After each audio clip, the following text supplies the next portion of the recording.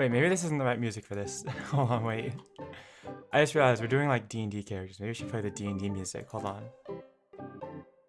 I have options.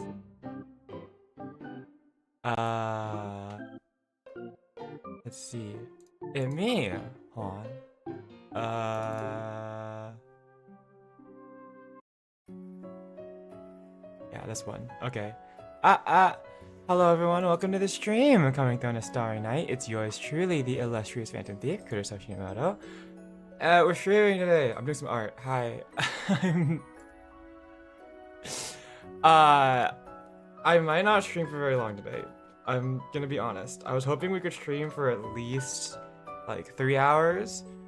I'm very tired. I'm kind of exhausted actually. I'm like fighting off the urge to sleep. My sister wanted to go out with me today, and also last night I didn't sleep very well. Not for any particular reason, I just didn't get a lot of sleep. So I'm a little exhausted right now. So I might not have a lot of brain power for today. Yeah. Hi, Both Hi Black Cat. Hi everyone, welcome. But yeah, we're gonna see what I can do.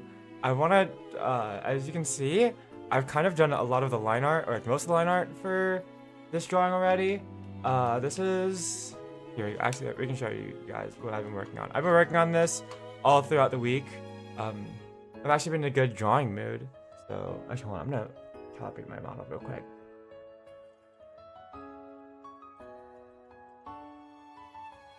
Okay, there we go.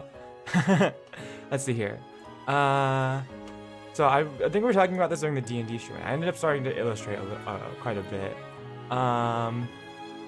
Here we go. Also, I hope everyone's having a good weekend.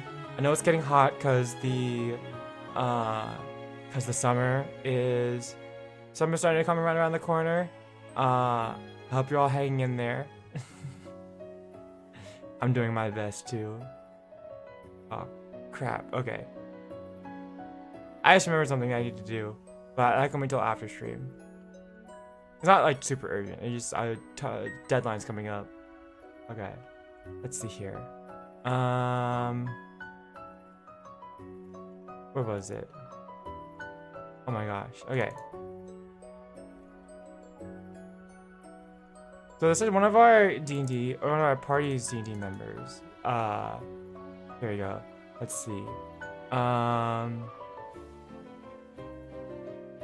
Yes. And this was the old art that I did for it. We're updating all of my D&D. Oh, nope. All of my D&D party's character arts for the new. For our the next section of our campaign, or at least I'm doing it. I'm updating our artwork because I wanted to. So this was Lyrina. This is our tiefling as part of the party, and then we also have to do Kriv, which is this thief dragonborn, and Orlin. I've got some ideas on how to do this, so we're gonna start sketching these two. But for the most part, I'm kind of already mostly done with Lyrina's line art, so we're gonna attempt to do some rendering today. I don't know how well it's gonna go. We're gonna try my best.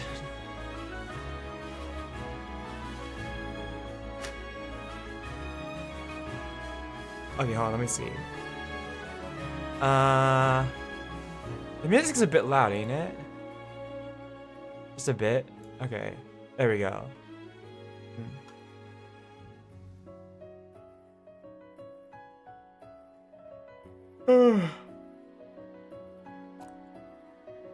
Sorry, I'm kind of tired.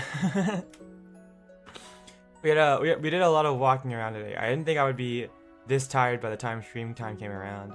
So I'm doing my best to hang in there. I think I've just got like a couple things I need to do left with this artwork, with this line art. I need to draw some like belt buckles, and then I need to draw, I think a line like right here across the frill for the crop top. But yeah, otherwise it's going good for this. It's been a lot of fun. Uh, as you can see, I had a lot of fun with making new design. This was the easiest one for me because for me to do because I think Irina has like a sort of, at least the way Kaori played her, she has sort of a cute personality, and I was like, okay, I can definitely do cute. So I can, so I had a really easy time coming up with like a good pose for this one, and I had a lot of fun working on this throughout the week. As you can see the sketch I had from before here. Okay, I don't have like a good like thing, but I don't know. We had here. I've got some more details I want to do. So there's like I'm gonna put like a plaid pattern on like the shorts back here, and then like some constellations on the skirt. So I'm stalling. Let's just let's get drawing. I'm so tired. Oh my gosh. Okay, I shouldn't be complaining. I'm not that tired. Clearly, I can still stream. Okay. Let's see here. There we go. Okay.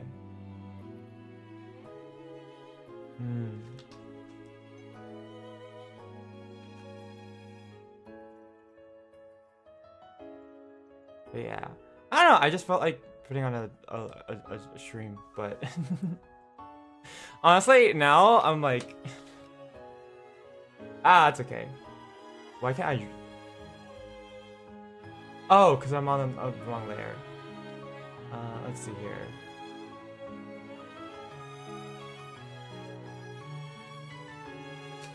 I think I need something. Oh, I need something a little more cheerful for today for the music.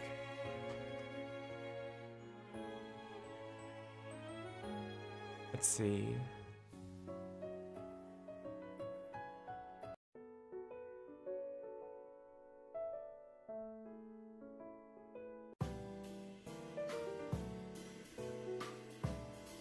What do we got? I need something to keep my energy up. I just go with my normal BGM, but we used it all stream last time. I don't know if I want to. Daytime cat.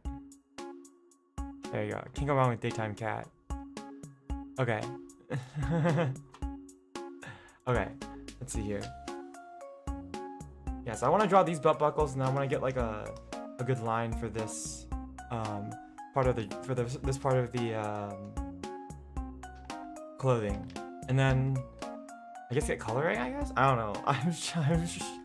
I'm very new to like rendering. I usually don't render my artworks very well, or at the very least I just sort of some very basic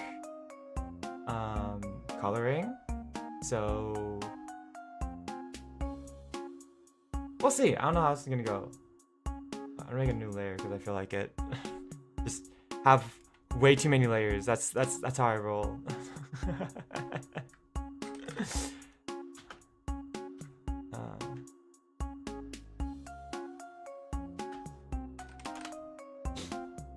Bucks. That's not the right. That's not it. Hold on. There you go. Does anyone else have really bad layers? I'm so bad with my layer management. I have way too many layers for what I need all the time. Okay, let's see here. So if I gotta see here. Wait. I think buckles look cute, right? Well, not cute, but I think buckles would be nice on this because then I don't have to draw shoelaces.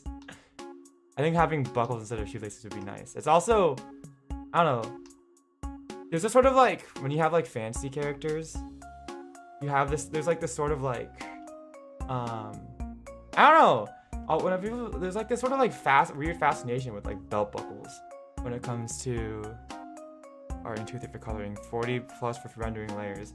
Yeah, I'm already at like 1 2 3 1 2 3 4 5 6 7 8 9 10 11 12 for line art.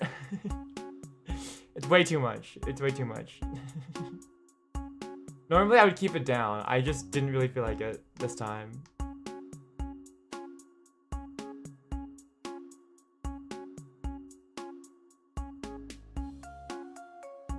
I definitely could reduce these down to like at least 6.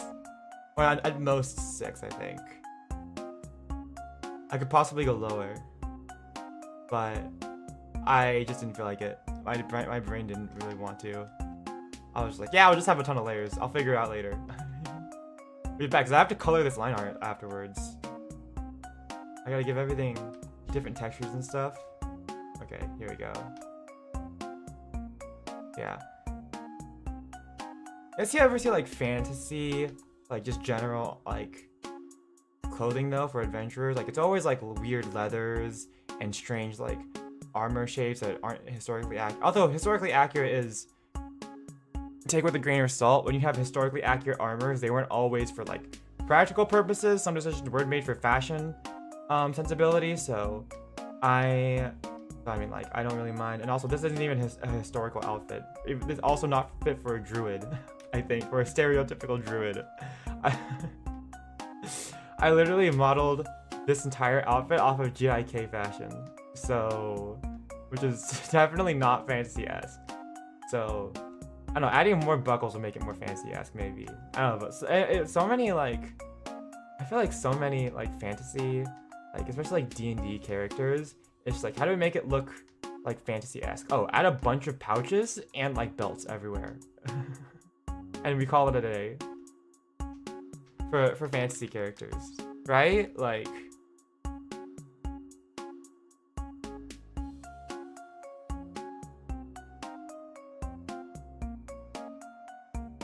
it's not just me, right?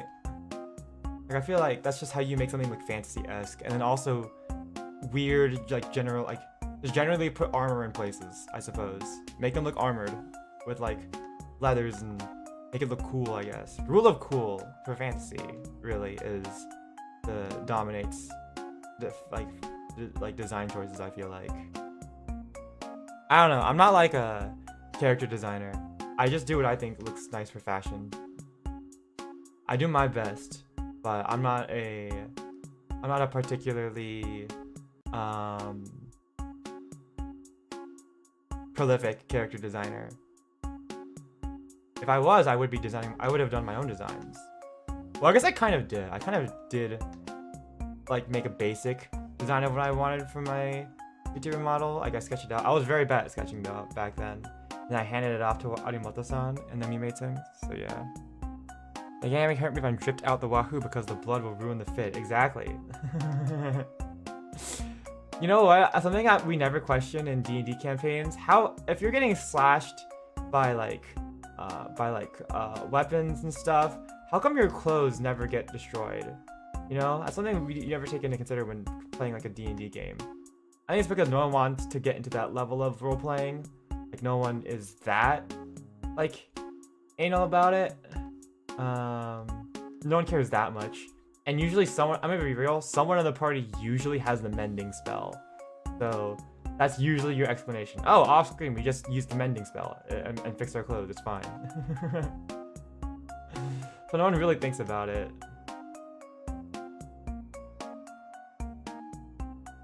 Something I think about though, but I mean like, I never bring it up because I think worrying about clothes, I don't know. D&D at the end of the game is still, at the end of the day, is still a game, and it's meant for like your personal enjoyment. So I don't think a lot of people wanna worry about, you know, having to like keep track of your, of like, hey, your clothes are cut open and stuff. Sorry, a test of cutting clothes without cutting skin.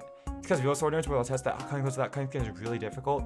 Yeah, but when D&D, when your attack hits and you take slashing damage, I presume that means you're actually getting cut. You know? Like, if you took 1d8 plus 2 slashing damage or something, and then, like, because the attack actually hit, I would assume that would mean that, you know, like, you actually did get cut, and you did actually take damage, because you got hit. So I mean, I feel like that's not too bad of an assumption to make. But hey, there's a lot of inconsistency. You can't translate everything in D&D into the real world, you know? Like, there's only so much, like... There's only so much realism you can put in before it starts getting not fun to play.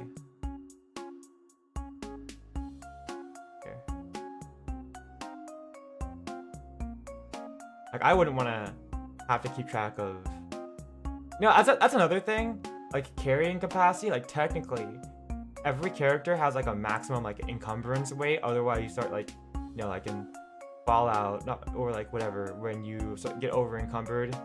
Or, like, in Skyrim, when you get over-encumbered because you're carrying too many things. Technically, each character has one of those, but, like, I don't think that many DMs worry about it because, to be fair, the encumbrance weight in D&D is, like, 15 times your strength score. So even if you have an average strength score, you are like, you can carry around like 150 pounds without issue, which is a little bit unrealistic. I think there's a more realistic rule. Like, there's a more realistic rule from like more realistic encumbrance. But actually, wait, hold on. What is the? Does anyone care about this? I don't think anyone cares about. I'll have to look it up. What the most what it was, and I'm like, wait, no one cares about encumbrance rules in D&D. That's why I'm bringing it up, because no one freaking cares. No one's keeping track of their encumbrance in D&D. It's like, oh yeah, it's because you really want to be constantly calculating whenever you add or subtract items to your inventory. Oh yeah, so now my carrying weight has gone down by like 2 pounds. Like, no one really cares about that. So yeah, that's what my rangers run out of arrows. Yeah, I think when we were playing D&D, my approach to my players were, hey, count arrows if you want to, but if you like think that's freaking lame, you don't have to. But I think they started counting arrows anyways. And then, I mean, you can always recover your arrows after a fight too. Like, you can recover like what, half of the ones you expended or something, as long as you have time to recover your arrows after a fight. But you know, yeah, it's less fun if your ranger runs out of arrows. So I don't usually enforce that kind of rule. In my personal brain, like, I don't mind keeping track of that kind of thing. I'm the kind of guy that wanted to play a wizard where I actually had to keep track of my components that I needed for spells, instead of just hand waving it away by being like, oh yeah, no, I just have like a spellcasting focus, so I don't need to worry about having all the nitty-gritty materials. I kept all my nitty-gritty materials, because I wanted to at one point. So I don't particularly mind, but like but like I'm a weirdo, so I would definitely tell that would ruin the fun for a lot of players. So I don't really enforce rules as a DM if I think that it will like get in the way of my players, like, you know, actually having like fun in the game. I'm not gonna make you count arrows or something. It goes 1, 2, 3, 4 infinite. Yeah, I don't know. It's like, which is really weird because I think Jay and Victory both started keeping track of their bullets and arrows when I mentioned it to them, even though they didn't really like, even though I was like, yeah, you always don't really have to, but they started doing it. So Jay especially, I think Jay is just that kind of person though. He's like me, where he doesn't mind keeping track of that kind of thing. Like, but I was like, you guys don't really have to. I'm not gonna enforce it because I don't think it's fun for everyone. Like, I don't think everyone finds it fun to keep track of that kind of thing and be like, damn it, I'm out of arrows, I gotta go buy more again. Like, not everyone finds that kind of thing to be fun.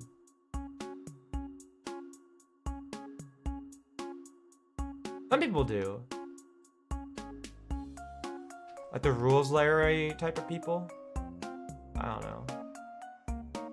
But yeah, we gotta. Anyways, yeah, I've got a lot of D&D on the brain because, you know, I'm the DM, so I think out of everyone in our group, I have to have the most D&D on my brain because I have to think about what my players are going to be doing next. I have to remember the rules and everything, so that when they ask me about some interactions, I can be like, oh yeah, no, this is how it would work in the game. So, yeah, I tend to have and I have to prepare the most materials, you know, and I try in order to try to make it a nice experience for everyone. So of course I have to have D&D on the brain the most, and that's probably why I've been so like D&D brained lately. It's my hyperfixation. My brain likes to hyperfixate on things, and then like yeah, my brain likes to hyperfixate on subjects, and then I get bored of them after a while. Not like too bored. I try not to like get to a point where like I like completely burn myself out on a topic and then like don't come back to it for months. Sometimes it happens, but there we go. There we go. Those accessories all the way. Sketch. Okay. Not bad. So now we have that and belt buckles, so that way I don't have to draw shoelaces. And then I'm gonna draw the little separation over here on the clothes layer. There we go. Some frills. And then we can and then I promise we will get to drawing. We'll get to rendering a little bit. I want to get to rendering too. Or at least I want to try. I don't know how it's gonna go, but we'll see. Let's see here. This is like a frill sort of thing. I haven't really drawn like those separations on the frills yet because I don't really know how that's gonna work. I mean, like I think it's gonna be done really through shading. It depends on what kind of like style of shading I'm gonna go for, or rendering. So I'll have to figure that out as I start coloring, I guess.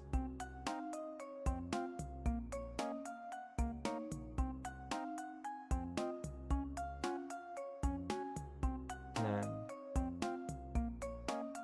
there we go. Okay. That wasn't actually too bad.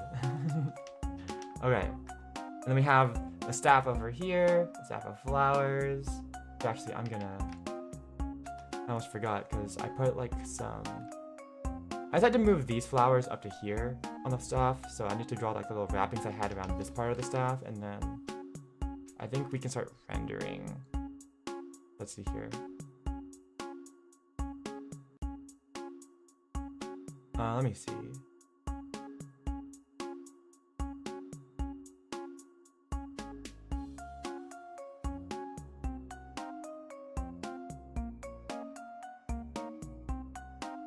Okay. It just has like a little decoration. Some more details to add, but I think I got most of the details actually already. I didn't want to draw moss. I put like some like weird moss shrubbery on some parts of this staff before then, but as you can see, it's very low detailed back then. And so I'm doing a bit more detail. I didn't know how to like go about doing moss like for texture, for coloring, so I just put some wrappings here. We might change that. I don't really know. I'm not that experienced with drawing like plant type things or like environments. So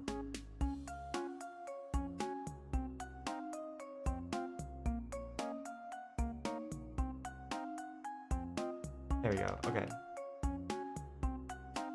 That should be good, I think.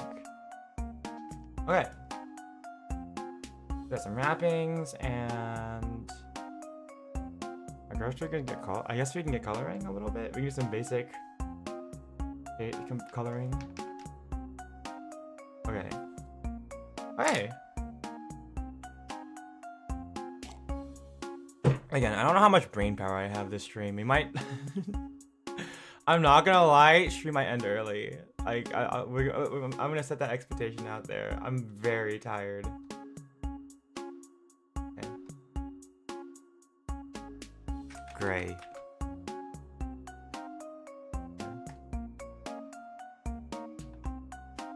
So I wanna pick out colors. Okay.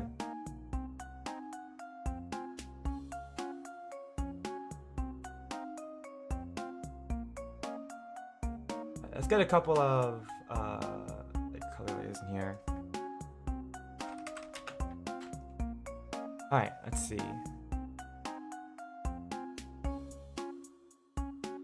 Sketch. I'm gonna take out the original. Where is it? This?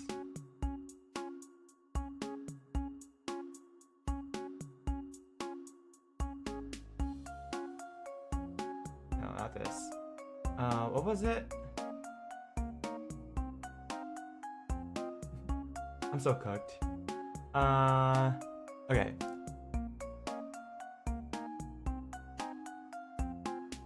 Layer 8? Yeah, it was layer 8. Let's bring this out over here so I can get a better color, so I can get like a nice color palette going for this. Okay. This is the moment of truth where like I see like if like this looks good or not, because I feel like you can do all the light art and stuff in the world, and then suddenly once you put it into color, it looks weird. So this is the moment when I see if it looks weird in color or not. Okay.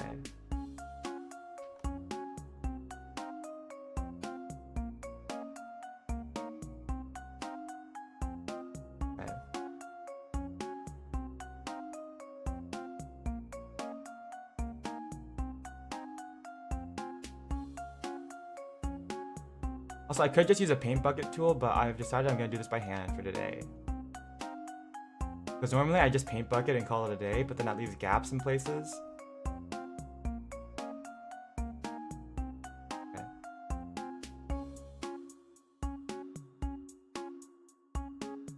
Oh yeah.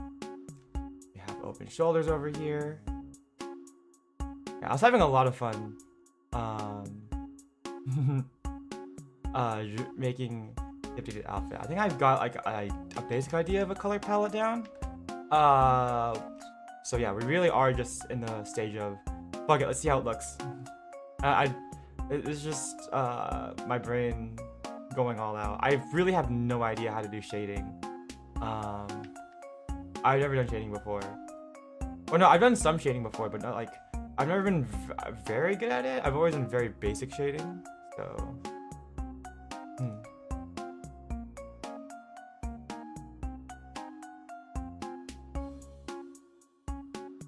Hey. I'm getting better as an artist. I definitely think, like, at least I don't know, maybe good vibes. Hi. I would hope. I hope today we have good vibes. I'm very like. I'm a little bit tired today, but I want to keep the vibes good. I'm using Medibang paint. It's a very. I don't know what I'm saying by very. It's a free software. Yeah, it's looking good. I think I've definitely improved. I don't know. I mean, this line art that we have so far compared to this line art from before, I can already tell like the quality of like, especially like for example, like how I did the hands and everything, and like the face. I think my art quality has gotten better so far. I don't know. I think my line art looks a lot nicer nowadays. I like to think I've improved. Okay, let's see here. Clothes accessories. I almost forgot. I need to. Okay. A little bit right here. I gotta. There we go. Because the hair was in the way. I almost forgot about that. Okay. Let's see here. What's animation features? I'm gonna be completely honest with you.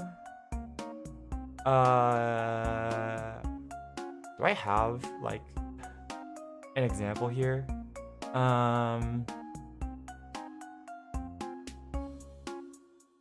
Where is it?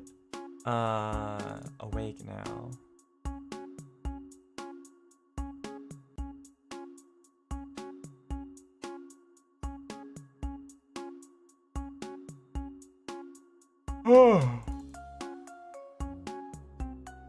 Where is it?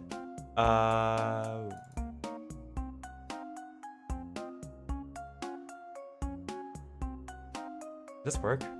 Is this it? I don't know if it has dedicated animation features, but I like the power of transparency layers. I made an entire animation sequence a while back, just in the software, so I can't tell you for sure, bud. Here, wait, hold on.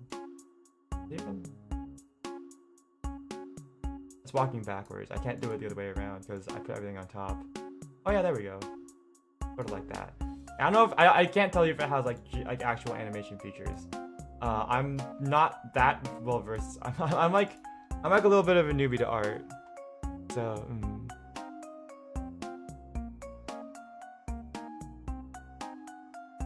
Okay. Anyways, yeah. I'm getting distracted. Sorry. This always happens. I have ADHD, so I tend to get very distracted. When someone asks me something, I go off on tangents. I lose my train of thought very easily.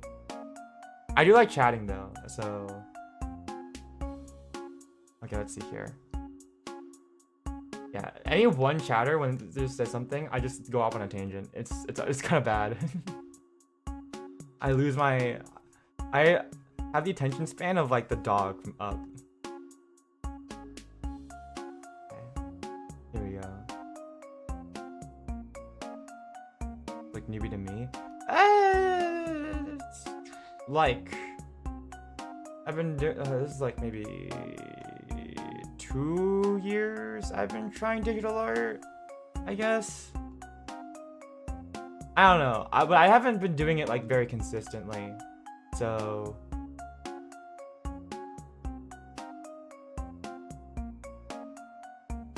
it's like on and off ish because I have a lot of other things I want to do too.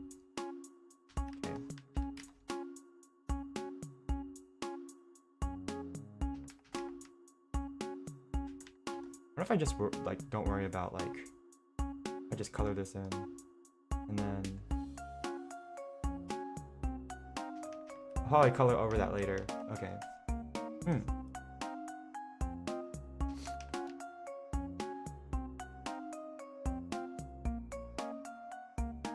Alright, yeah, I'm not like the most experienced artist. I just do this as a hobby.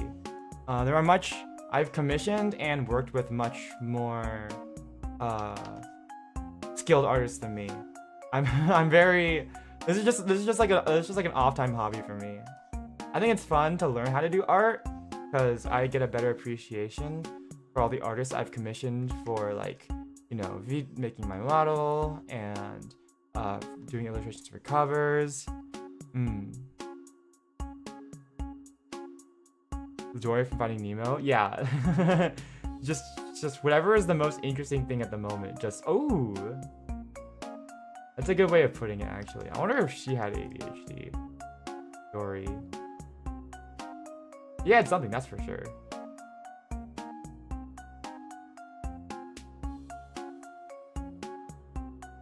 Okay. Speaking of which, was Finding Dory any good? I'm not a big movie person. I know if that Finding Dory movie came out, but I don't know if it was any good.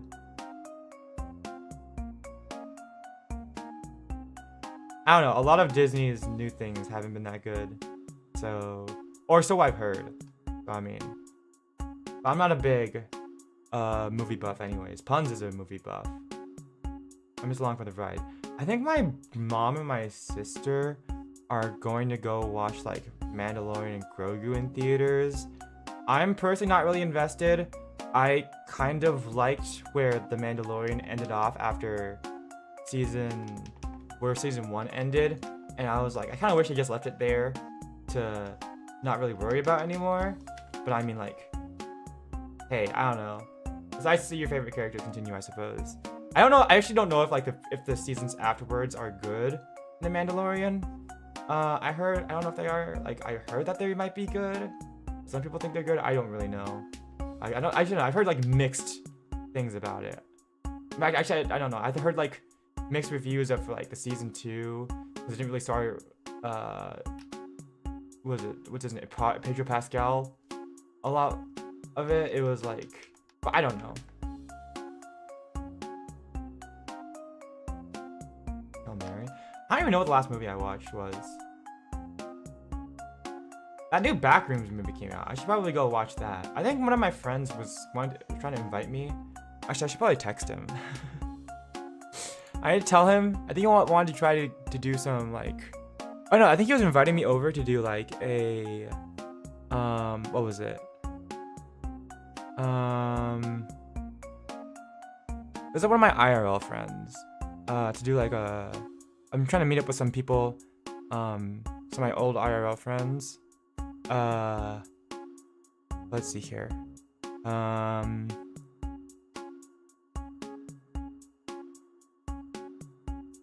Here we go.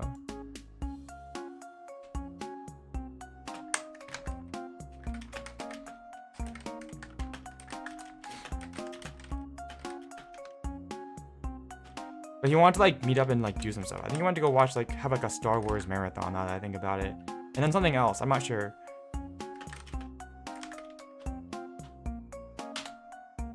Okay.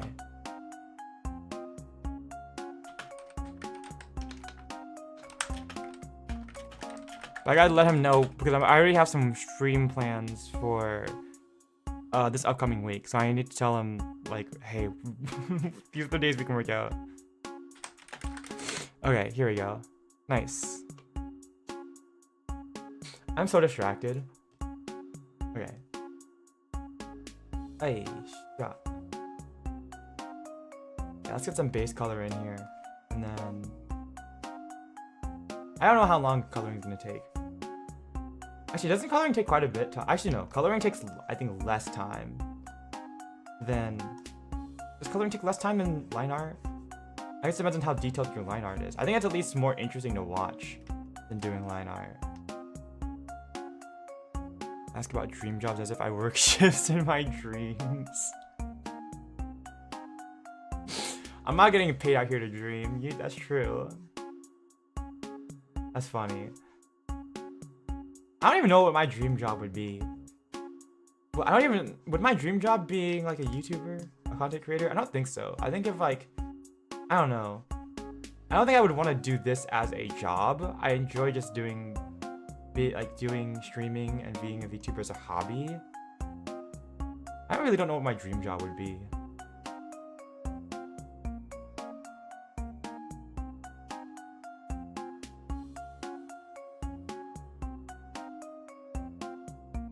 It's like one of those questions. I think one of the questions is, where do you see yourself in 10 years? Even like in 5 years. I don't know how to answer that question.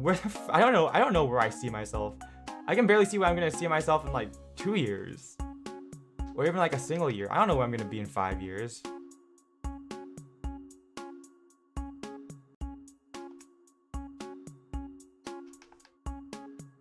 Probably not anything good. Maybe it will be something good. I don't know. I hope to think it's something good. I don't know. It could be like... I don't know. I could be in a ditch somewhere in like 5 years. What do you see yourself in 5 years? Older. Exactly. I don't know. I don't plan that far ahead. I take life as it comes. I'm not gonna be like... I'm not gonna answer that question.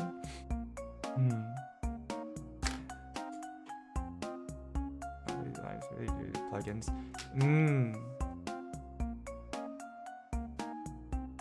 Yeah, I don't know. I just use whatever's available to me.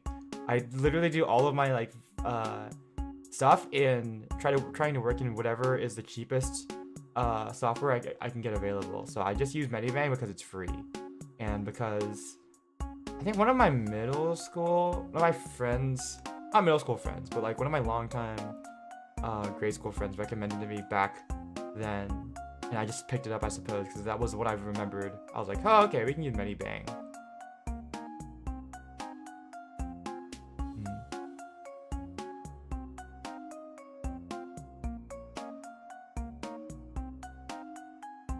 I don't know. I'm a budget creator. Again, I don't make any money off of my content, so I try to do everything in a budget-conscious way.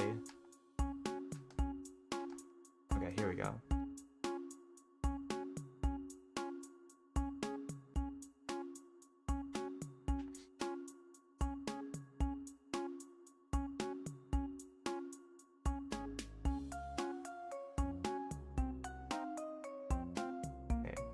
We got one for that. Okay, cool. Okay, and let's start. Oh yeah, also there's some tones over here. Let's start getting some color in on the hair, and I think some of the clothes too.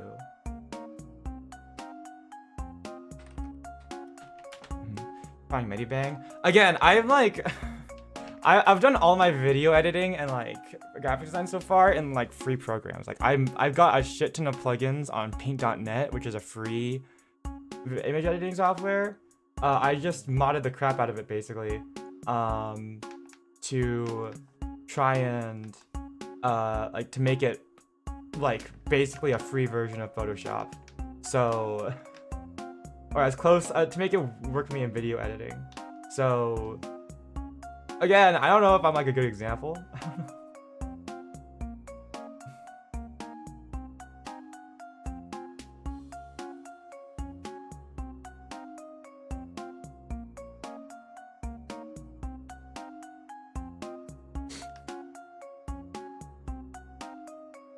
At the very least, Medibang on like PC has way more features than Medibang, like the app for like mobile devices. They're like the mobile versions of because I've used Medibang on mobile a lot because I used to do all my drawing on a old Chromebook I had because I didn't have a drawing tablet back then for my computer. For my main computer, which is what I'm showing on right now. I had a Chromebook and I just hadn't bothered to buy a drawing tablet yet. I'm on a $20 like Q1 drawing tablet right now. Again, because budget. But yeah, I don't know. The mobile version has gotten a lot worse. Like you basically need the paid version in order to do basically anything. But a lot of the features in the PC version are like still unlocked and like not behind paywalls. So you can, including like custom brushes. Custom brushes are like not a thing you can do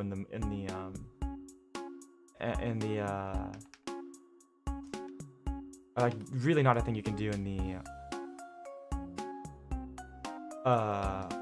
app versions, but in the online versions it's a lot easier. So no, I mean on the PC version it's a lot better. So that's good. Here.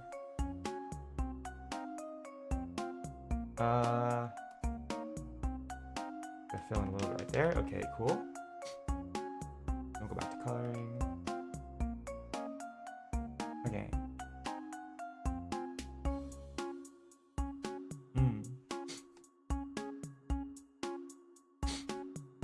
I mean, you got Blender for like 3D modeling. Sure, Blender isn't good for everything when it comes to 3D animation or like 3D CG, but you can do pretty much anything at like a decent level.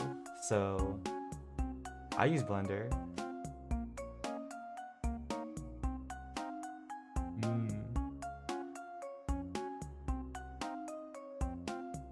Yeah, it is good that you can all of these softwares are accessible and free for people to learn and to use. That's very good. I gotta start learning what is it? Oh my gosh, DaVinci Resolve.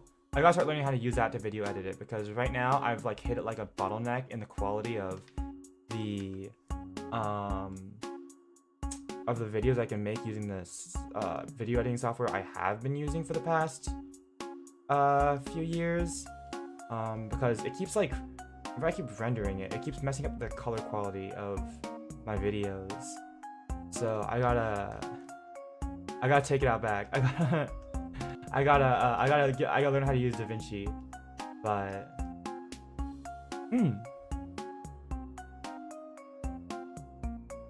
I just hope that like most of DaVinci isn't locked behind that $300 paywall. I'm gonna have to get it eventually someday, but I hope like for a while, I hope I can at least get some decent stuff going with DaVinci. Premiere Pro. I'm not using any Adobe products. Like I know I could pirate it, but I don't even want to give them any satisfaction of using their products. I Adobe is so predatory. Okay, here we go.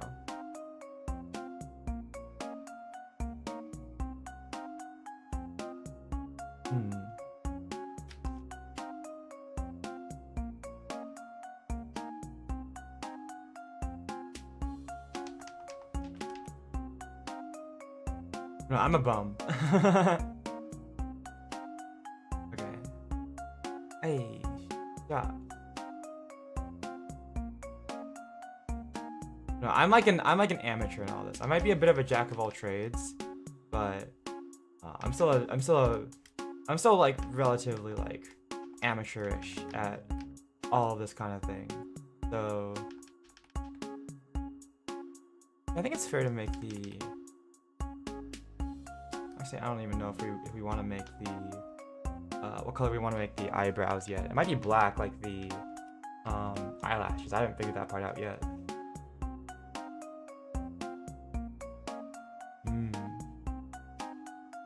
Here we go.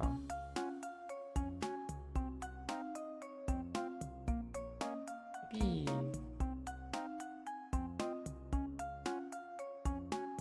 Full color. Yeah, I'm not very fast at drawing. Like, I was working on this throughout like the week. I probably already have put in like a lot of hours. I don't even know how many hours I put into this drawing already, and it's like not even like that like complicated. So I'm not even doing a background. So there's a lot of things a lot of skills I still have to learn. Yeah, I think that's a saying. Jack of all trades. Master of none, but still better than a master of one. Something like that. I don't know. I'm not smart or anything. I haven't even graduated college yet. It'll happen soon, hopefully, as long as I don't screw up. And like, by screw up, I mean really screw up. I'd have to screw up really badly, but it's okay. Here we go. Okay. That.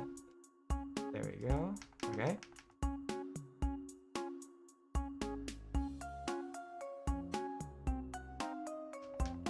Alright. If only I have to work on this monitor. Because my other monitor is like is really a lot better, but because it's an ultra widescreen monitor, I can't like the drawing tablet doesn't map onto it properly. Oh my gosh.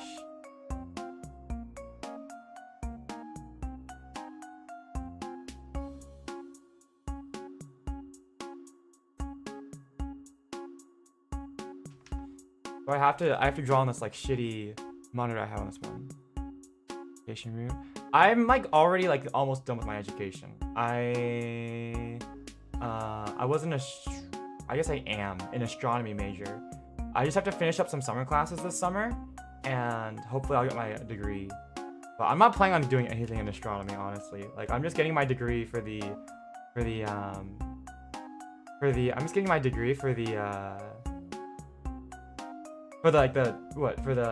just to say I have a degree at this point. I'm like, I'm not the right market for, I don't know, I don't think I vibe with astronomy. After having done it for like so many years, I think I can confidently say that line of work isn't for me, because I'm just so bad at sitting down in like an office and just dedicating myself to that kind of work of just research. I can't do research. Research is my bane. Especially when like all these scientific papers are so hard to like parse through.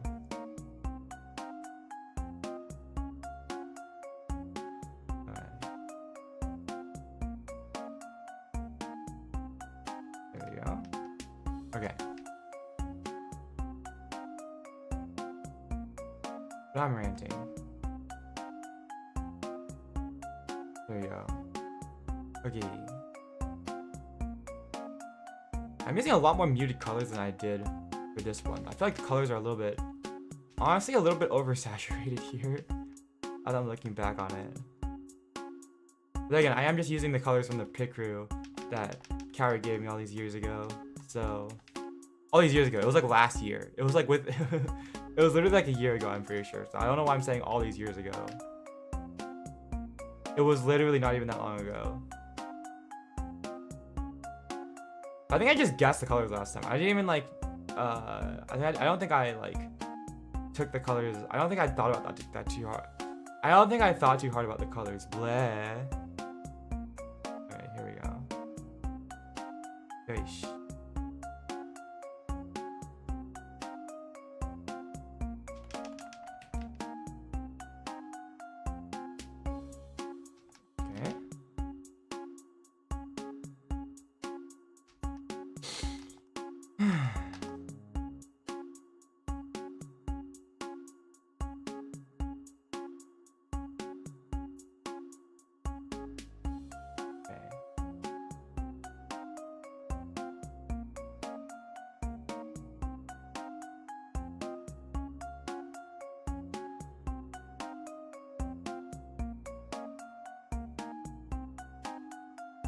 Okay.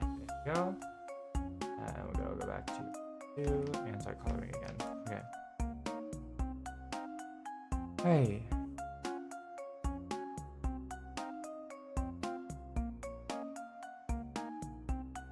Yeah, no, I'm just a dumb little phantom thief. I would rather do simple things. I don't think I'm cut out for the elitist world of astronomy anymore. Not that that's a bad thing. I've just found things I like to do more. Okay.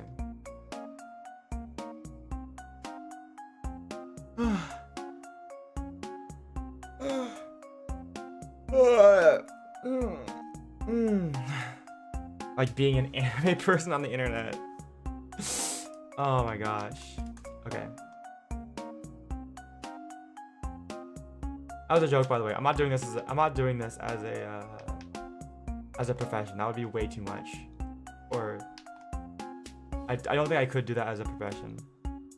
Or this as a profession. Well, I don't think I would want to, because it's just so like uncertain, you know? Never know.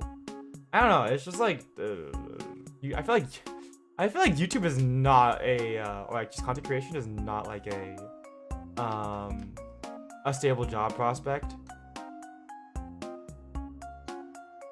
So, and also I don't really want to turn this to like a full-time job. More as a hobby thing that I'm so passionate about. So, Okay.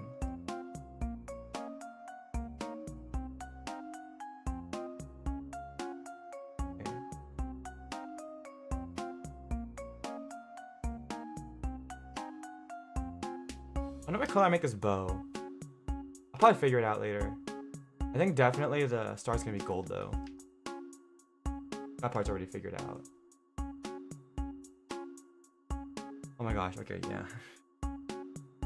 I'm so sleepy. I don't know if I can do rendering today. I really wanted to, but I really don't think I can do it. I think all I have the brain power is for some basic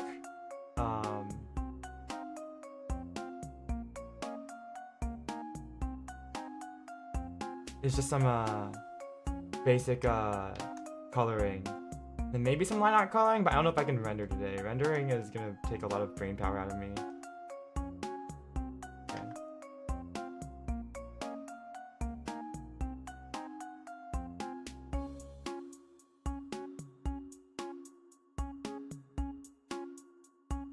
Okay.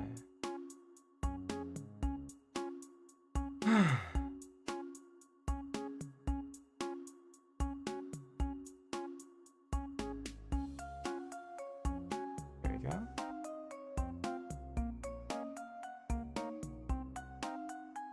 Yeah, no, I'm not doing YouTube for like the sake of being a content creator. I'm just doing it as a hobby because I like doing it.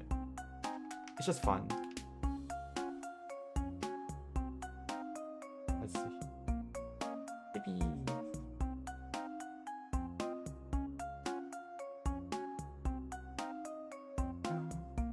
Also, my friends are playing Minecraft today. They're like doing some. Actually, maybe hold on. they're doing like a Minecraft 1 block challenge. I actually got invited, but they were like, oh, maybe Kurtis, you shouldn't play this Minecraft 1 block thing because you get motion sick in video games. But then I looked at it, I was like, oh, wait, no. First of all, I only get motion sick in certain video in video games if A, it has like really choppy frame rates, and B, and this is the biggest one, it's like head bobbing. Head bobbing is the worst thing for me. But I put hundreds of hours into Minecraft, and I know to turn off the head bobbing, so it's not really an issue for me. So when I saw that, it's like, oh yeah, no, but we have like really fucked up gravity. When they said they had really fucked up gravity, I thought they were gonna be like, oh, so gravity is gonna constantly be switching from multiple directions. No, it's just that everyone is assigned a certain gravity. And they needed an extra player slot too. So I was looking at this, I was like, wait, guys, you literally could have invited me. This is not that bad. When I saw it, I was like, guys, like this is not nearly as bad as what you described to me. So I think they literally are streaming it right now. Well, not I think, they are streaming it. I can actually go into their call and ask them how their Minecraft session is going.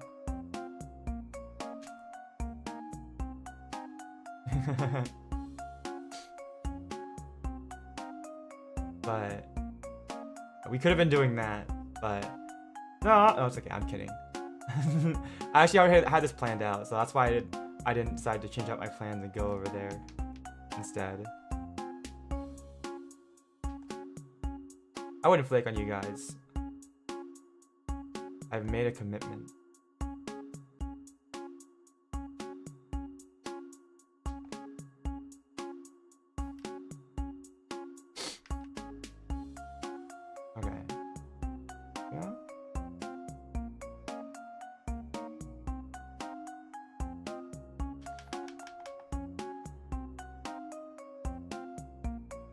Then I gotta think about how I'm gonna... Oh my gosh, wait, hold on. There we go. I almost forgot, there's like a shoulder right here. I need to color in. There we go. Okay.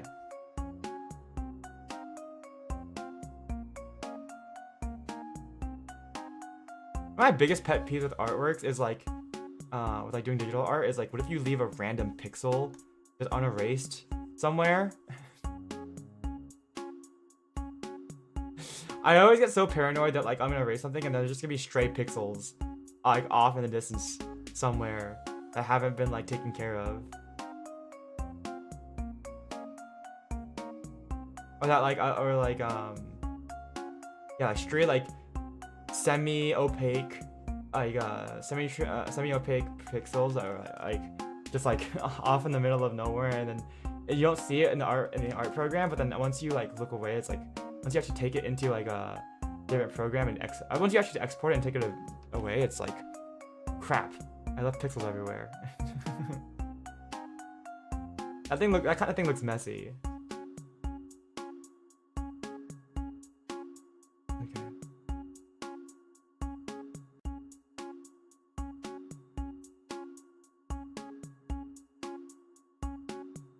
There we go.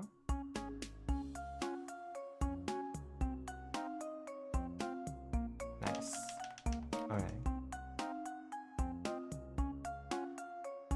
And I think this is also gonna be... There we go. And then, I don't know why I was being so careful with the, I don't know why I was being so careful with the, actually, wait, no, I think I want this frill to be white, based on, going off of this, I think I want the frills to be white, and then here, and then I think the rest of it will be gray or black. I don't know why I was being so about coloring in the lines. This part's gonna get colored in black or dark gray anyways, so yeah. Okay.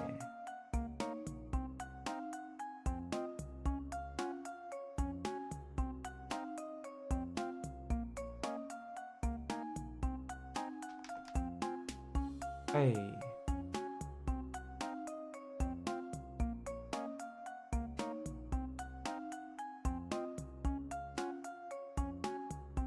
Okay, here we go.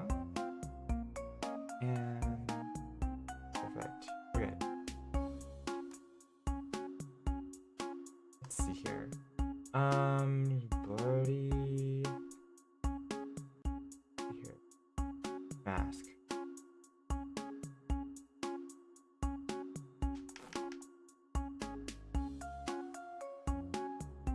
Is he even doing anything? I guess not. Okay, hold on. This is the ports where I can fix tiny gaps in the line art if I see it. There we go. Okay. Yippee!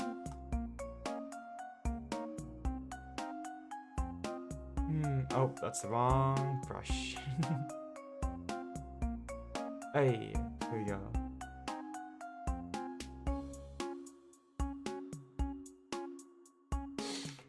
Hey.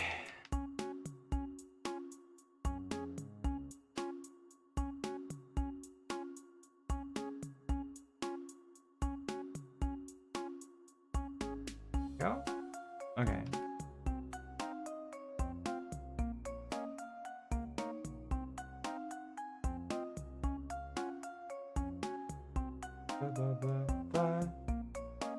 Okay.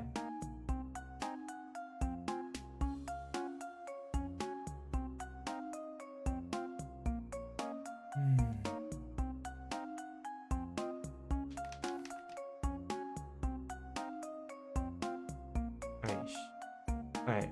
Now the big question is what the rest of the colors are gonna be. Because I have this portrait from the bust up, and now I gotta decide how I want everything else to be colored. Oh, we can take a quick break actually, hold on. I can get like is this just white? Might straight up just be white. Okay, it's a slightly like grayish. Like not like perfectly white, which is actually what I want, I think. For this. You put it in right here.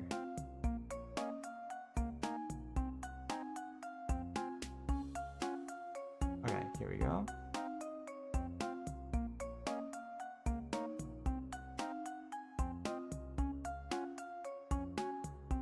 Okay.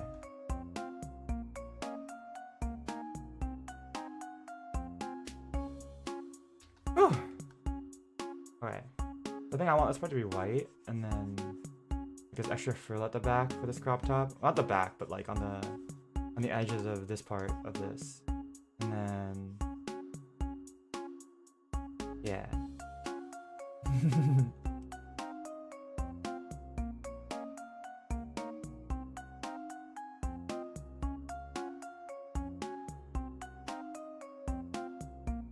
Okay, here we go.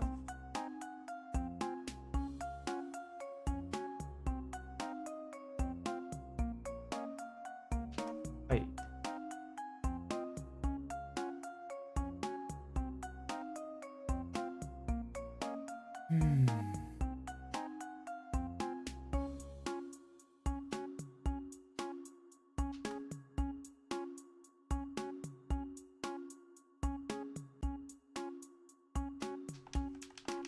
There we go. Okay.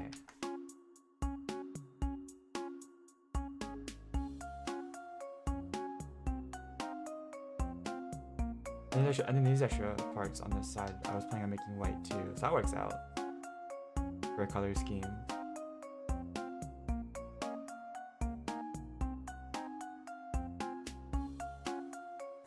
Aish.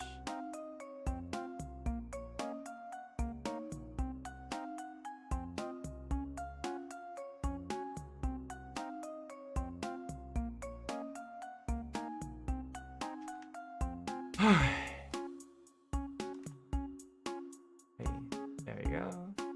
I think I'm gonna make the buttons white too. There we go.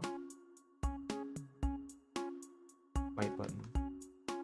All the line art is starting to look weird when it's all colored blue, but I color a different color. I think it should be fine. Inevitably. Indubitably. What a funny word.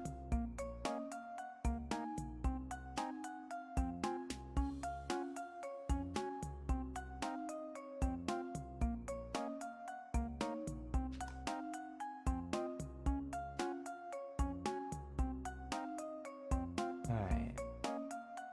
Aish.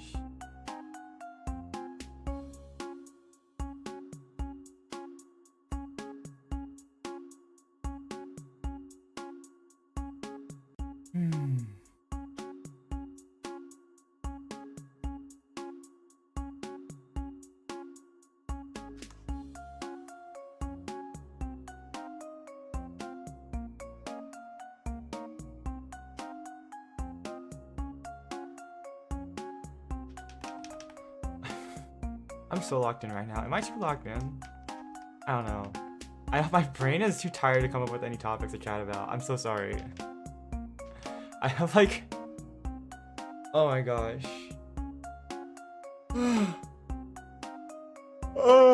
Okay. I should really have more things to chat about. My brain doesn't want to come up with anything. Well, what does this look like if I took away the gray? Okay.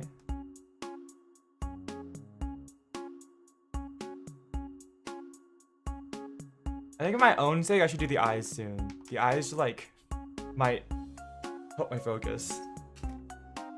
Or like having fun with eyes.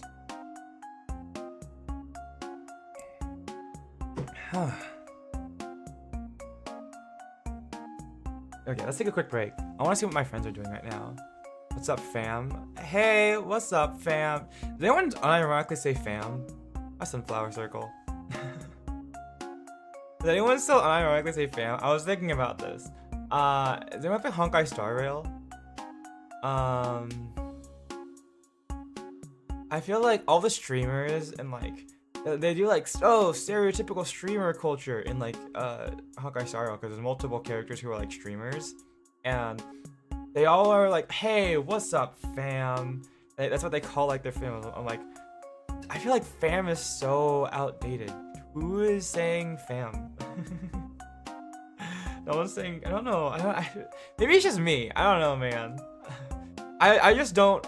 Okay, I will say, as a valley boy, so literally someone who's from the valley, I cannot remember I heard in context like someone say fam.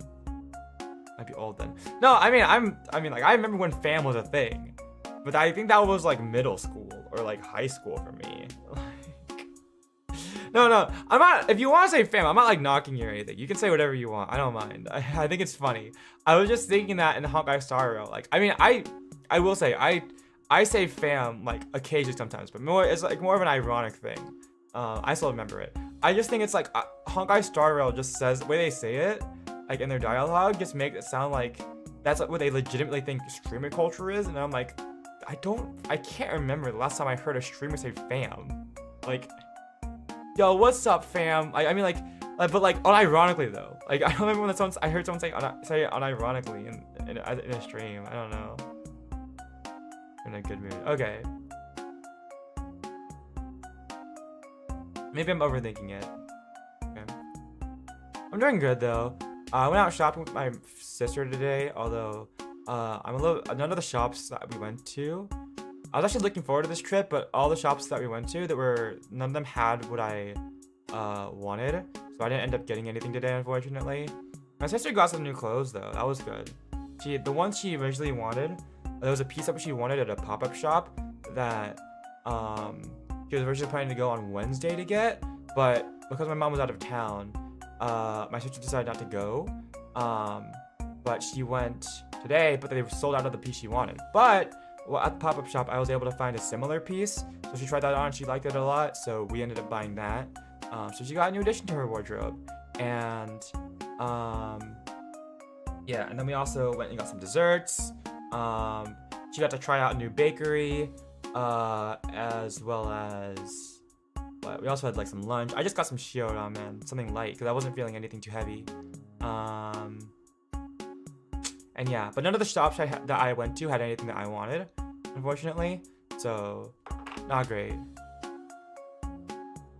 remember St. Michael? That's what it was! I totally forgot. No, yeah, I was disappointed today because there's this pop-up shop in... Okay, I will just say where I went, because I've already mentioned this before. I live in LA. I went to Little Tokyo in LA. And there's this thing I want.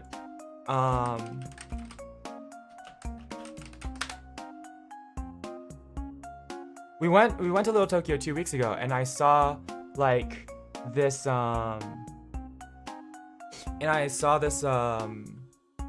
really cute bag at one of the stores. It's like, because we have a store that's basically a permanent artist alley, like, you know, artist alley and conventions, because there's a lot of local artists in Los Angeles. So we have like a pop-up store in Little Tokyo that's basically a permanent pop-up store, like a permanent convention for artist alley.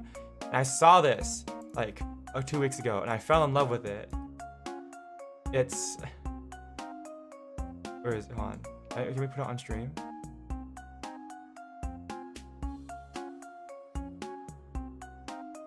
Nope, I think it's a WebP file or something.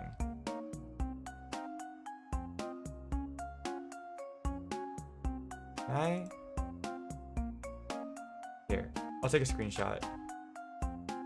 Hold on, can I?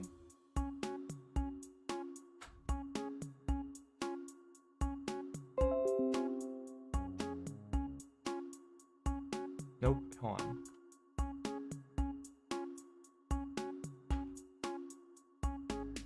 It was this. It's this Magikarp like sling bag and it's so cute.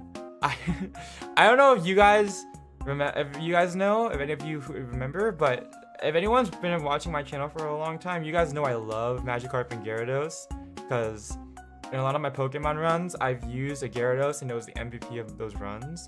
But I love Magikarp. And I saw this and I wanted this so bad. But they were sold out 2 weeks ago. They had just sold out and they went back and they didn't restock it. So I'm just waiting for them to restock this bag from that one of the artists made. It's from like Picolin Studios. But it's so good. I want it. I want it really bad. Actually, I went back to ask I went back to ask the shop owners when they were gonna, like, if I could, because they have a sample bag up on display. I asked them if I could have the sample bag, and they recognized me. It's like, hey, you're the guy that came in 2 weeks ago. Yeah, we asked the artist if we could sell a sample bag to you, but like they didn't. But they never. I don't think they ever texted us back, so I wasn't able to get it. There's one more bag, but it's just a sample one on display. It's like the display only one, so no idea if I can buy that yet.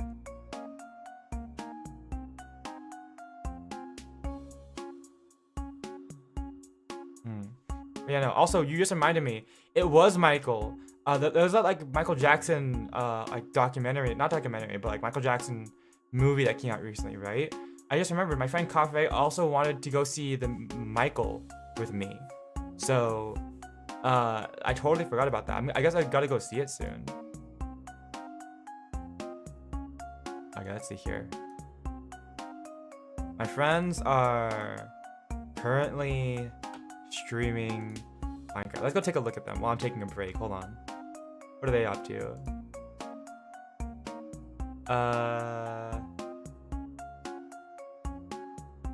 Here you go. Done.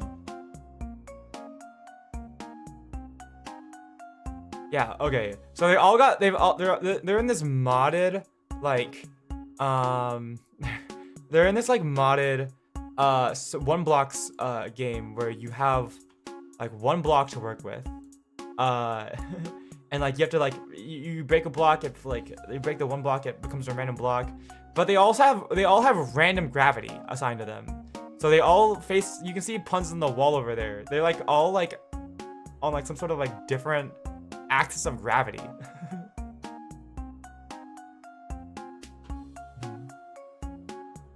Recognize is crazy. Japan Town, San Francisco today too. Ooh. Here we go. Wait, oh, yeah, what are they up to? Show you something very important. Okay, so I guess there's 6 of them now. Vic, I need you to Unless Kaori has been playing, I don't know. Are you having fun punching rocks with your fist? Yeah. This is the... No! Yeah. Stop that! Here, wait, hold on. I'm gonna go say hi. You should say hi. Another diamond! Hey! I'm just taking in the sights. I wanted that diamond! We're just watching them at this point. Yeah, I got semi-invited to this, but like, I didn't end up joining. If I do it like this, it looks like Spoopy's on the correct axis, and Vic is We upside have down. a chest. I've been Yeah, I know what they're doing. I made stairs! Give feet. Wow. What do you mean? What do you mean? Thank you. Yeah, I don't know. They're like doing some... Yeah, you can see how mind-bending this is a little bit. I mean, it's not that mind-bending, but... Yeah. I just wanted to see because they were testing it out last night while we were in a Discord call, and I got curious because I don't know, because like they invited me, but like I didn't like to this, but I didn't accept. Oh my because they thought it would make me motion sick. Spoilers, this would not make me motion sick. All it took was reverse gravity. Yeah. We've done But it. also like Sex is not like by the time I realized it, I'd already planned a stream, so I was like, well, I can't really Kurtis, not. where? Kurtis, hello. Hello. No. Oh my gosh, missed you. Yeah, we're just watching them. Oh, for a second I thought I didn't. No, I'm actually gonna like here. Let's get in call with them. Let's see how their stream is doing.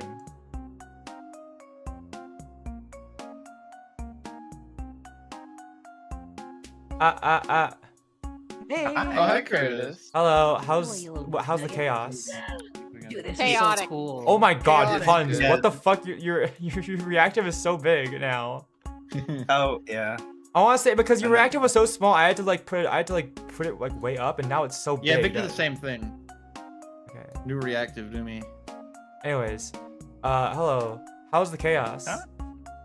Dude, it's It's pretty chaotic. Did you half guys of them aren't doing anything. did though, you guys it's end up great. making your clicks or something? It's true. I'm not doing much, but it's hard to get anywhere because I also can't pick anything up. So I mean, I am Yeah, just that- having my face stuck down onto the block. Like that's kind of the hard part. Is I forgot like, how to like. Also, Look, Victory, I'm also, watching. I don't know how to get there anymore. Also, Victory, I'm watching your stream on my stream, so please don't DMCA me. Wait, what? Please don't Pardon me? What? Wait, no, Just a sorry, I didn't hear warning. you. Why Your are you stream is pulling your on pants his stream. down? Who put Yeah, that block there? I put- Yeah, okay, Curtis. I got you. What's up? One moment. I need to No. show you something upstairs. Oh, I'll be right back. Oh no, that's fine. Yeah, I'm currently watching Victory's POV. Honestly, one of the side POVs is probably the best. I think that's It's what pretty we're funny. looking at. Yeah. You're looking at one of the side POVs. Kurtis. Or diamonds. Miss you. Hi. I'm Okay. helping. Well, Diamonds. you guys have fun. I want to check in and see how your chaos Yeah. is doing. I'm gonna go back to my stream. It is very chaos. What the Thanks hell? for Yeah, I'll popping in. miss you. What do you mean, what the hell? I don't even We're know aiming where, for a cameo I don't know appearance? where we're Hey, going. Spoopy, I don't know where- Well, where you we're guys going. did invite me, but I What? declined. So Yeah. Hello, Yeah. I'm making a new metal you pickaxe. can blame me No, for not having a. alright. Wait, do you guys have a sixth Alright. player? Is Carrie playing? Nope, it's Jess. We do have 6. Six. Okay, never mind. You guys got a sixth. Oh, nice. thank you, Jay. Okay. Problem. If I had Well- some cash, I would say. I- Goodbye. I got Have fun. more diamonds. Uh, I'm gonna put them in the chest. so for it's now. fine. Chaos. dude. Okay. If you Oh, can care, read care. that up there. How do I? Oh. There we go. Okay, so they're having fun. Looks like they got sixth player. That's nice. Yeah. I don't know. They were talking to me about this last night. So. Okay, we'll put it away for now. We'll put their stream away. It's time to go back to drawing. Okay. There we go. Aish. Chaotic energy. Yeah. I think my friends are pretty chaotic. In a good way though. I get more chaotic when I'm around them, but when it's just by myself, I've got pretty. It depends on the day. Sometimes I've got chaotic energy, but I feel like a lot of the time I not necessarily. I haven't gone like 5 months. I've been. Don't worry, you're not the only one. Okay. Okay. Let's see here. I've been slacking on some drawing projects I gotta get to too. Okay. We've got this colored in for now. I thought we should make this part is the question. Because what was that? What did I make it originally? Originally it was blue. But I'm thinking I want to make the skirt like navy blue. Cause okay. I will admit I was looking at GIK fashion a lot while I was drawing this outfit. But I think because for my sketch I'm putting like gold constellations. Okay, so for context, in D&D, this character, Lyrina, is a druid, and more specifically their circle of the stars, which is like a druid circle bit like focused around like stargazing and not like stargazing, but like looking at like focusing on the natural part of like if a druid circle focuses on a natural part of the world, they're focused on like stargazing, so they have themes of like looking at constellations and like navigating and drawing power from the cosmos and stuff. So I have like the different constellations that are associated with this like subclass for druids on the dress. So you have one, like this one sort of looks like a dragon, like what I thought would look like a dragon constellation, and then you have this one over here which is like a bow, like the kind of bow you shoot with, and this one's supposed to be a chalice, vaguely. So I figured that having these being gold with blue on the back would be nice, like navy blue in the back would be nice. So I think I want to make the whole like skirt navy blue, so that the gold accents come out better. But that begs the question of what complementary color the this part should be. This top part should be. To redraw? Kind of, yeah, because this was the old one. This was the old artwork I did, and like about a year ago, and I'm doing a bit of a redesign, so I do want this part to definitely be navy, but I want what's like a complementary color for like navy and black. Because honestly, if it wasn't for the fact that we were gonna do gold colored constellations on the skirt, I would have it be black to match with the crop top up top. But I mean, I could also just make this navy, and then we could make this one whatever color. That'd be easier. If I don't like the way the black looks with the rest of the outfit, I might change it to be navy, but we'll see. Let's get a good navy color in here. Actually, hold on. Let's get a nice navy blue. Be a little bit less saturated. I mean, that's too little saturation.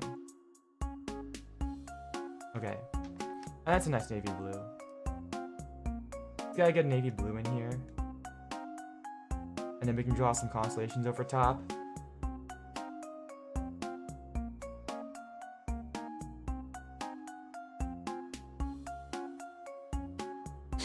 Originally, I didn't really know what kind of energy these players were gonna have, because I was drawing it before we had started role-playing their characters, and since like obviously the outfit does not look very druid, I wasn't really sure what kind of outfit I should go for. I was like, I tried to draw like the outfits originally to sort of match their personalities, but I didn't know if Line Arena would be like it's like. Well, I think her description, what does her description say in her character sheet? It's something like that when she was drafting it out, Harry was, I think it was something like, she's headstrong or something like that. Personally, for me, I really like cute and elegant outfits. So I was really trying to think like, what kind of like outfit would I put this kind of person in? Because I feel like it has to be something that's a little bit active wear, but not necessarily like, it wouldn't. I wasn't sure how to strike a balance, because for me, I really wanted to draw it to be really cutesy, but I had no idea what other kind of personality would be like. So I had no idea how I should draw it. I'm like, but like, do I draw it like really powerful looking, so with like pants and everything, to make Irina look really powerful? I decided to strike a little bit in the middle, which is why I ended up going with like this. Because I mean, obviously, like because this was the original like reference image I got. It was just like this picture image, generated image, with a crop top, so like that gave me energy of like, okay, so this is someone who is a little bit like not flamboyant, but like if you're wearing a crop top and showing like, I guess, cleavage, I feel like you have a little bit of like confidence energy, right? So it's not someone who is necessarily super cutesy. So I tried to strike a balance and like have like a sort of, what, like, how do you call this, like a skirt, like like the skirt with shorts underneath, and like there's an open section with shorts obviously underneath. Then you have activewear legging, and everything, sort of like strike a mix of both. But then I think Carrie actually started role playing her, and she ended up being like a lot more cutesy. And this time I was like, fuck it, I'm not holding back. I'm gonna yeah, this time I decided I'm not holding back. So I decided to go all in on like the intelligent mom personality. I don't know about intelligent mom. I don't think that's the right energy, but basically I decided to go all in on this. I think she's like, yeah, I don't know. Now that she's played her, I know she's like a lot more, I know her personality a lot better, so I decided to go with this. I feel like this is like where I thrive. Like this is like definitely like GIK style fashion that I've drawn, and I absolutely thrive in this territory. But I've kept like the open skirt section, so this part is gonna be like gray with plaid, I think, underneath. Sort of like, and then and then one half is gonna be a legging, and then we have a garter over here with like boots. So, so a little bit of rebellious energy. Like I know GIK is like very like mixing demure with a little bit of danger, I think is a good way to describe it. So I was looking at a lot of that. I don't know, I've just been obsessed with that kind of thing recently, like Lolita and GIK fashion.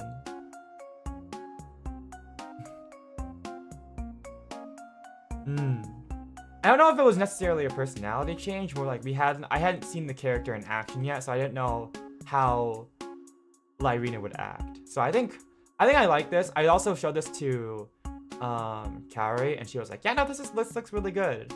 I also asked her if she had any particular fashion sense, and she was like, I don't really have a particular fashion sense for this character. So I went all out on just like doing honestly kind of whatever outfit I wanted. This is just what came naturally to me. So yeah, this is a redraw. Everyone else in the party is gonna get a new outfit, I think, too. Maybe not as drastic as this, although I will try to keep themes of how I originally drew them a year ago. I don't want to go too out of the park, you know.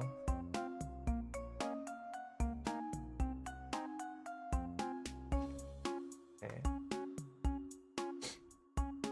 Yeah, and then we'll color this in. We get a nice navy in here. Actually, I don't know if I want the corset to be a different color. I think I want it to be the same color, at least like this part. But if it looks weird because I might not put like constellations here, like on this part of the thing, then I might change it. But we'll see. I kind of have to like see this. And now she's the villain of my story. Well, if you're a writer, then it's always nice to reuse old characters and old concepts in new ways. Remix them up.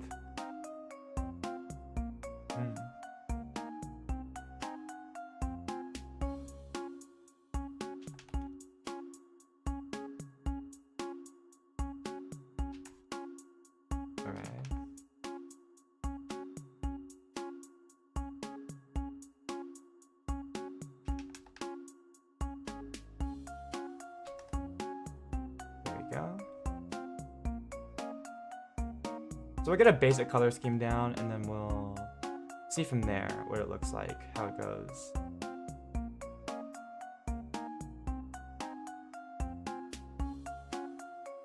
Go.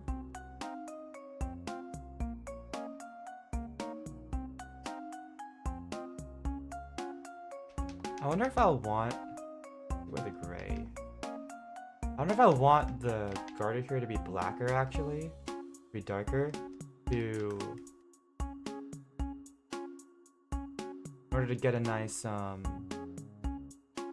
instead of like a cloth, because cloth is a very different like beast than like leathers in terms of like texture. So I wonder if I can get a better textured look by making this darker and have a better and contrasting it with a better shine later when I do like shading and stuff.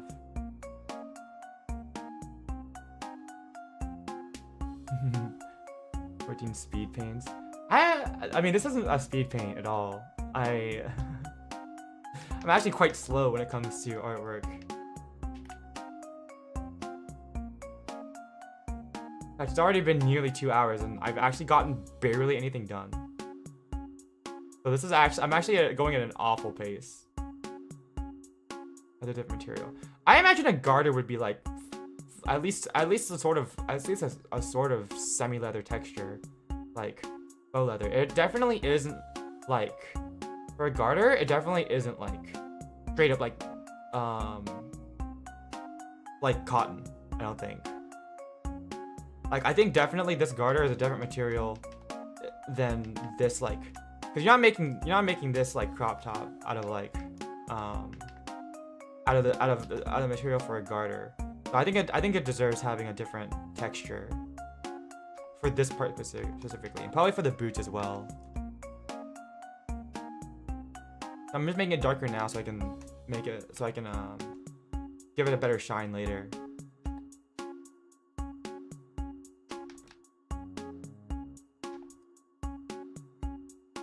And the question is, what color do I make the top part here?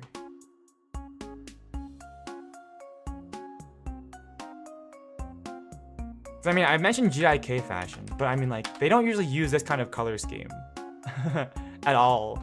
It's like black, pink, and then maybe some like light blue, like some pastel blue.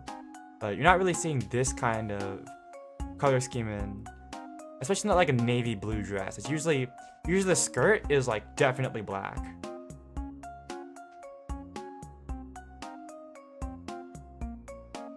Or at the very least, it's usually black. Or if it is colored, it's usually either the same color as the top, or it's darker in like every other case. But I don't really like I don't know if I really like it when the skirt and the top are like the same color. I think it's nicer to have a little bit of variation.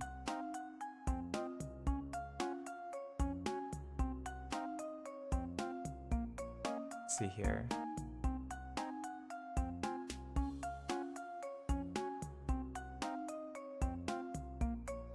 Because you don't know what GIK is, what's a good picture? It's literally this energy. it's this kind of fashion. But I'm going on a bit of a, while the shape language of it is similar to GIK, and the sewing materials, obviously the color scheme I'm going for is a lighter, and the pattern I'm going for is a lighter take on it.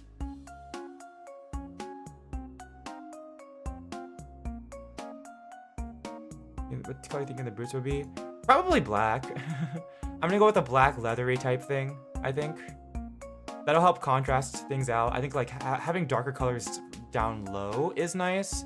I think it's nicer to have the upper body, to have the top half be a lighter color, or at least not be as dark as the lower half. That draws more attention towards the top of your body, I think.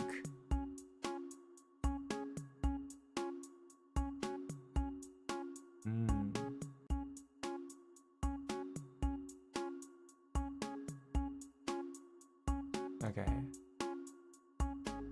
There's a lot of different color options we could go for here. I'm just not sure what to pick.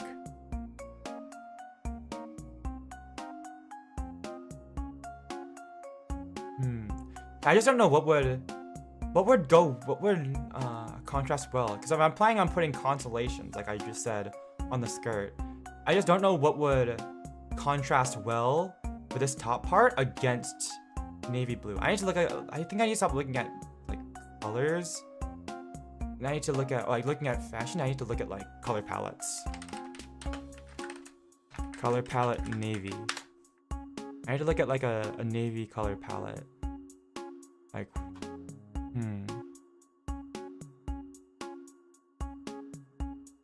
yeah, look at navy color palettes.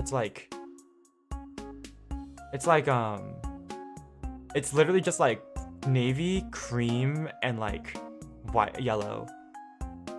Like navy, white, grayish, and yellow.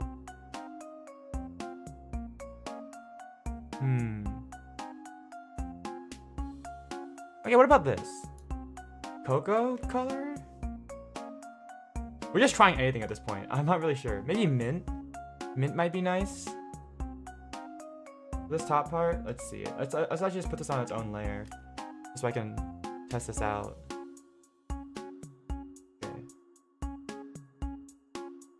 We're gonna put this on canvas. That's the characters. Yeah, I think so. Or hopefully I will. I think I'm gonna at least get the sketches started because I think I want to get like at least their reference, like get a pose in before I end stream. Again, I would love to. I would stream for like 4 hours, but like I'm honestly kind of tired today, so. And then whatever color this is gonna be, that doesn't really matter. I'm gonna just color in this girl part as well for now. Yeah, mint. I think mint would honestly be good, considering we already have a nice teal going on. Mint would be nice, or some sort of green would be really good. Yeah, no, I'm not feeling that too much. Well, hold on. Let me get another color thing in here. I'm at the very least gonna see here.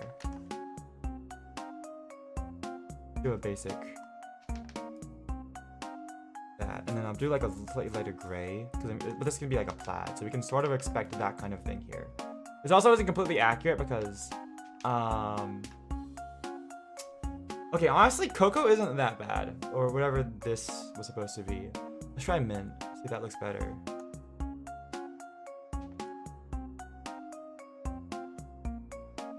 But honestly, that would go, I think that's actually I think some sort of teal would actually be really nice. It would go, the fact that she has green eyes and teal hair already, would probably be the best option now that I think about it. Okay. Let's see here. No, this has to be like more saturated.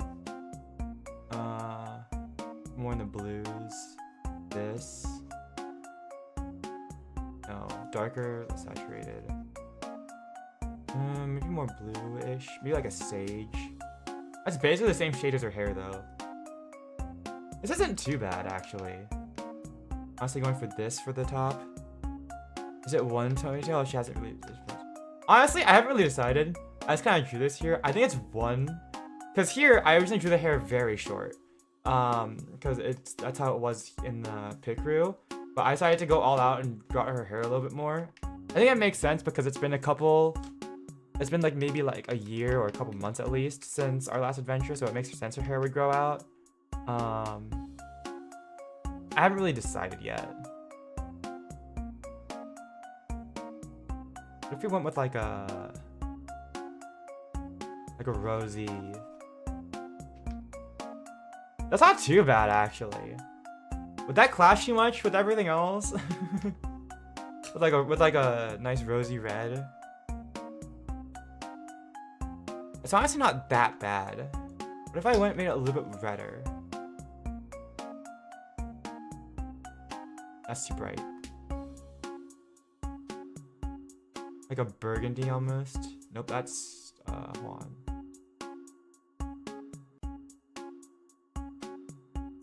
Honestly, that's not too bad.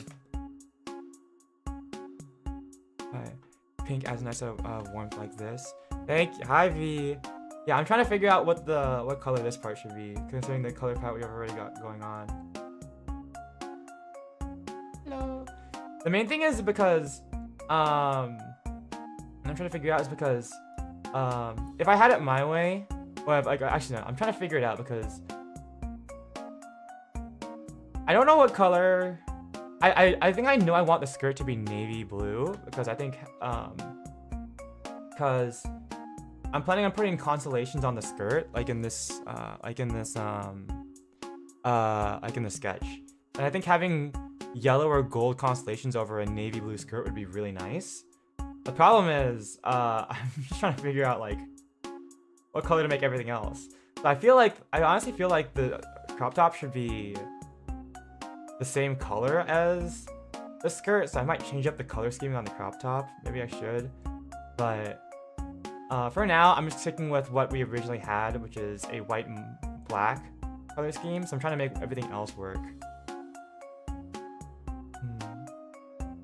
Yeah, I think the crop top should match the skirt, but I also don't want to make the skirt black. We're going off of GIK fashion, but sort of. But I don't think I want to make the skirt black because I'm already gonna have the leggings, the boots, and like the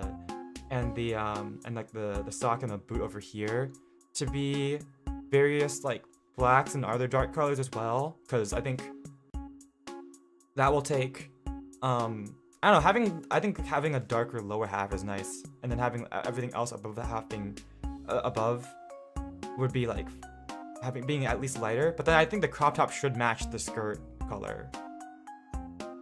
Yeah.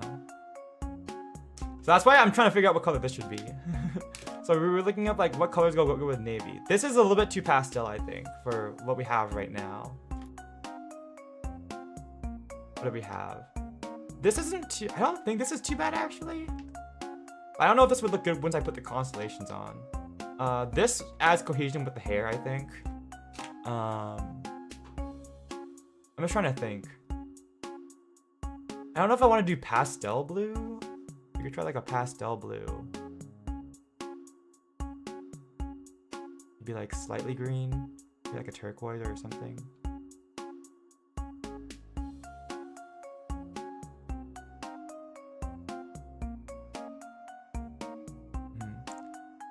Yeah, maybe adding the constellations now would be nice.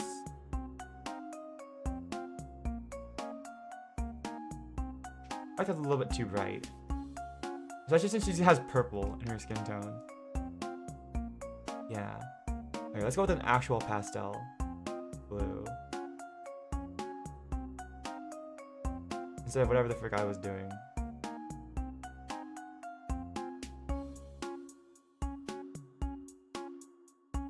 Let's see. A sky blue. Oh, this has to be a bit darker because of the surrounding colors.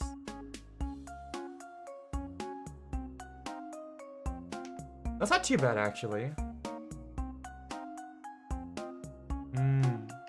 Yeah, let's add the. Let's add the.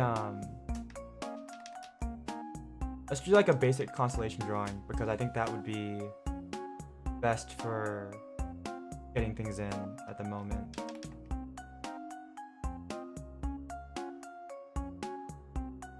Okay. Let's see here. Okay. Like that. But penguin. Hi, Yan. Yeah. I put some stim gifts on stream today because I wanted to. This Google Translate thing has really got me fucked up. Why because again, I keep complaining about it. YouTube chat's getting automatically like Google translated now. Why did it think to translate penguin or penguin as wants? So now the Google translated message is club wants. I don't get it. I truly don't get it.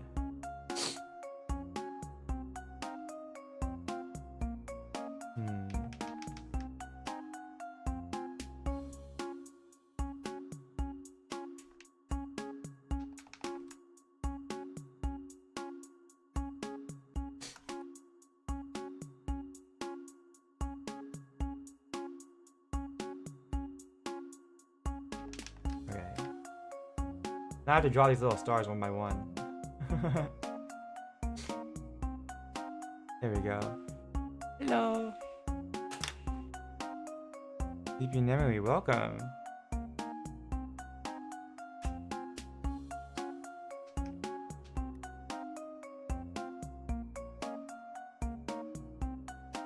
We're working out some color palette things. So I'm drawing these little star constellations.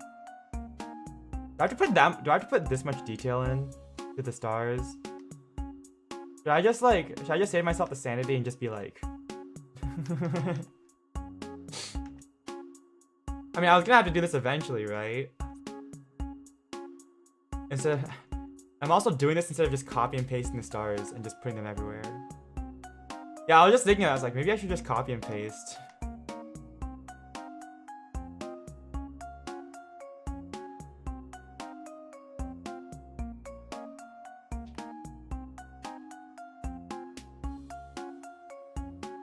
Okay.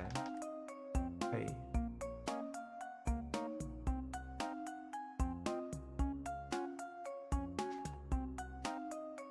Yeah, let's copy and paste for now.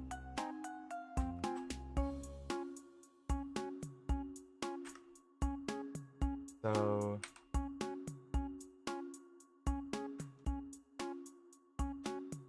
okay. I think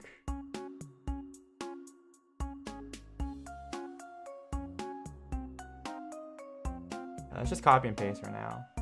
And then we'll figure out the rest later. Okay.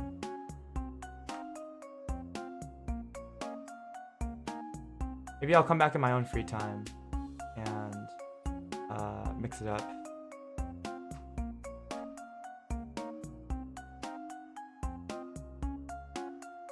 Okay. Or like make it look better. Okay, yeah. Hey.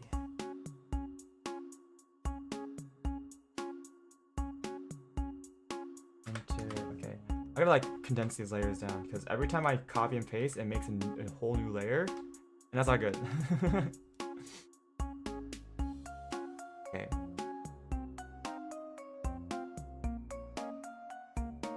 Enter. Okay.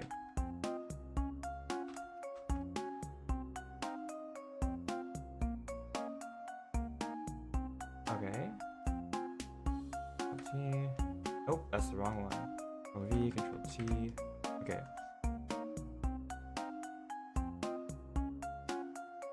Okay. And Control V, Control T. And then we. There we go. Okay. I'll probably add more on the second layer of this skirt later, but I'm just gonna follow my sketch for now. Key. I hope everyone's having a good day. Okay. There we go. I'm a little bit tired, if you couldn't tell. Okay. See here.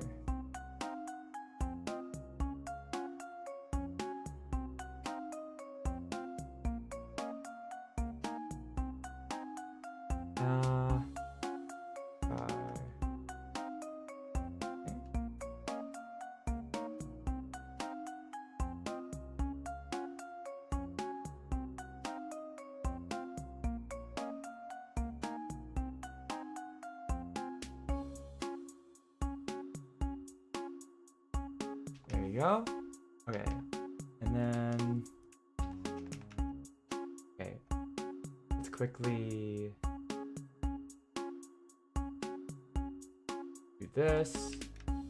And then get a fill color. Okay.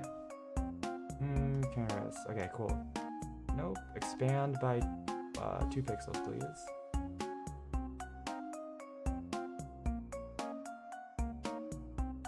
Up, up, up, up, up.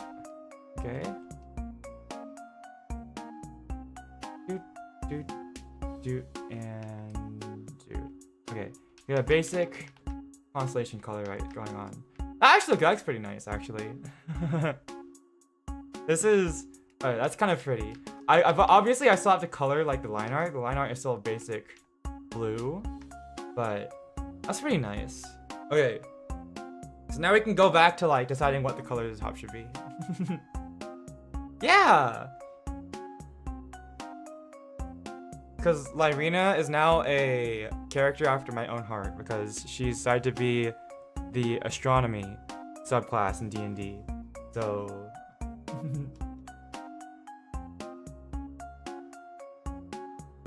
Let's see here. So we're putting constellations on her skirt. Okay. Let's see here. So we had. I don't really think the pastel works anymore because these are all very high contrast colors. So her skin, like with her skin tone, her hair, like the the crop top and everything, it's all very like all the colors, it's all very high contrast. So now I'm thinking that like this top part has to be high contrast too. Pastel colors aren't gonna cut it here. Right? Am I sane? Blue, yellow, purple combo. Yeah, the blue, I think that's a very good combo. Red actually isn't too bad here. Like a sort of rosy. If we did like, sort of like, yeah, honestly, like a dark rose red isn't too bad. We have like outfits like these.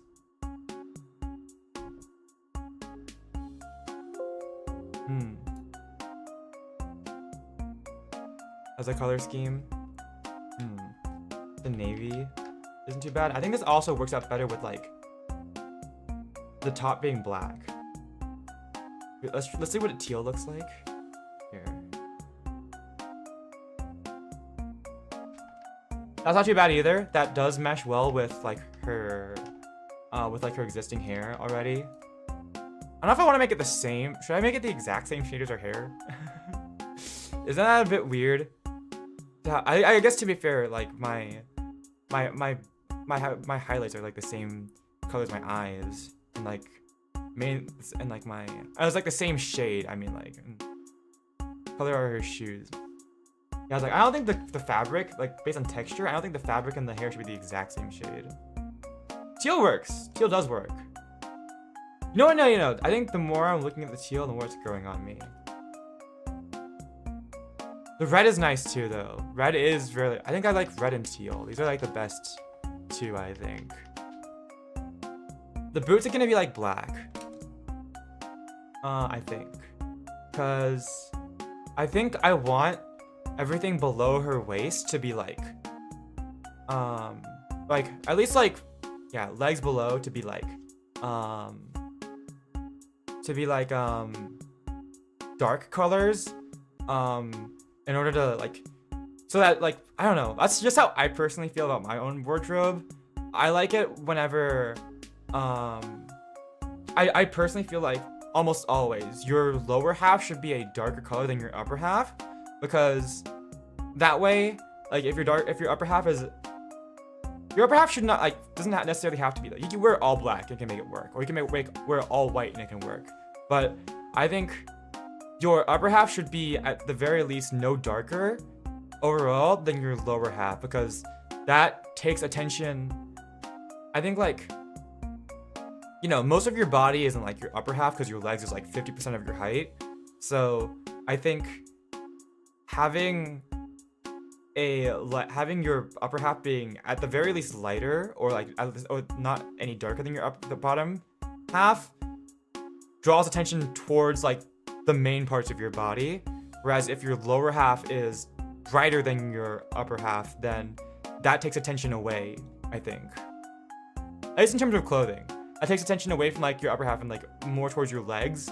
And if your legs aren't very decorated, like you just have like anyways, I don't know, I'm talking myself in circles. I think you guys get what I mean, right? Anyways, yeah, the legs, the boots and the boots are gonna be like black, leathery type, I think.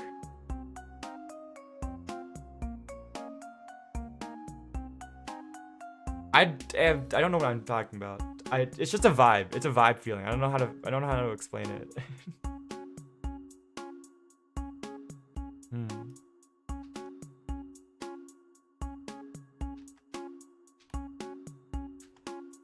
Then also, I'm gonna have, what color should the bow be here? I think that should probably also be white. I'm definitely gonna have this the star right here be gold. That's gonna be gold. I want those clothes. Me too, Black Cat. Me too. Those ruffers on their skirt be light colored? That's a good question. I might make them black. I actually don't know what colors the frills on her skirt should be.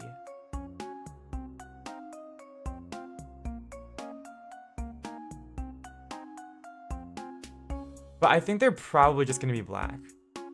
I'll have to test it around. Maybe white could be good. But generally, I really don't know. Yeah, I think I'm gonna go with black.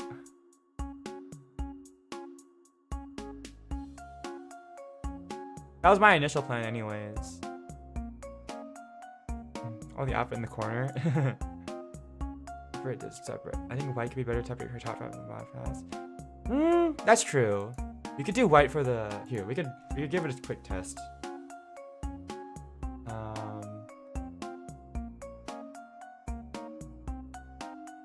Here. The white frills.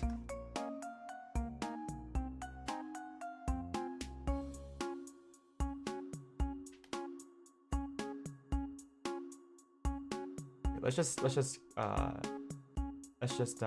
paint bucket this.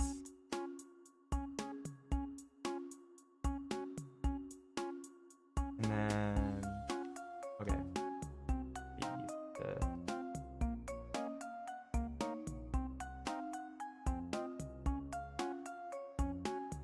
Okay. There we go. Also, I haven't really like. I'm gonna do the like. I think I'm gonna try to do the like dips and everything in the frills with like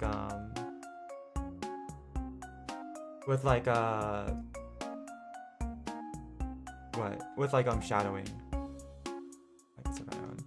You know, actually no, white is pretty nice. I wonder if we continued the theme and like made it like gold colored. If we continued the like the constellation theme, what it would look like gold. I feel like gold is really hard though because it just sort of looks like dirty yellow unless you shade it properly, you know?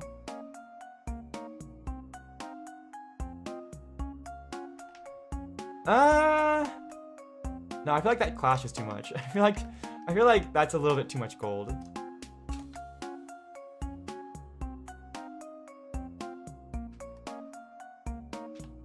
Yeah, white actually might be the best choice here. For the frills. What would black from like at the top look like?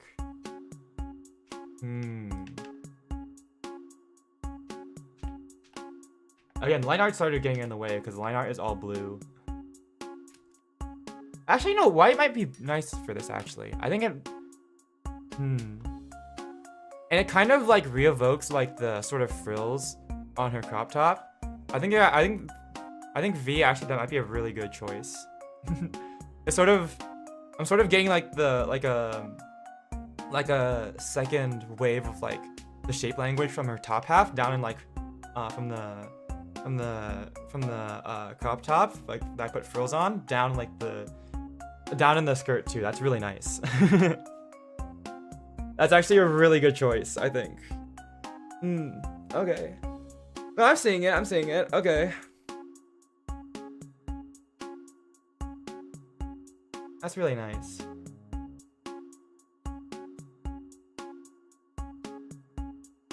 All help is appreciated. You guys in chat are always helpful.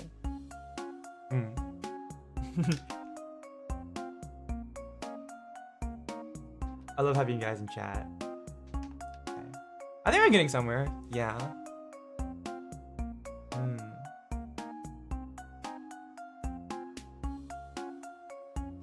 I'm still a little bit split though on whether we should do.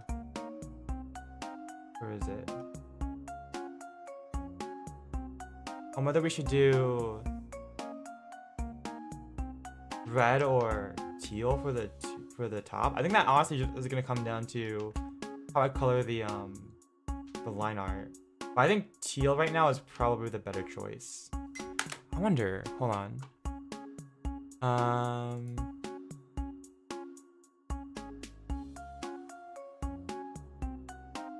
Any better choices?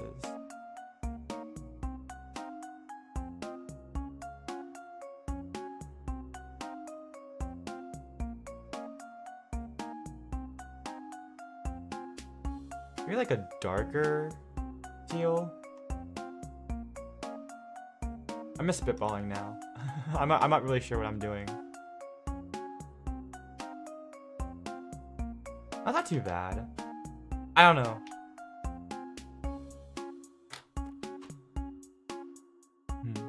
consultation team. Yeah. Gold for the top where the teal is currently. We could give it a try. I haven't really looked at it. I just assumed it wouldn't look that great because I don't know if I want a big splash of bright sunny yellow right there.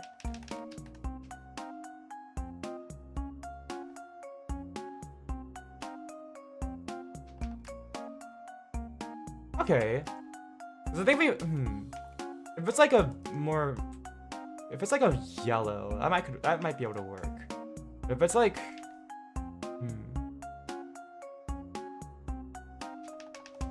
it is definitely different seeing it.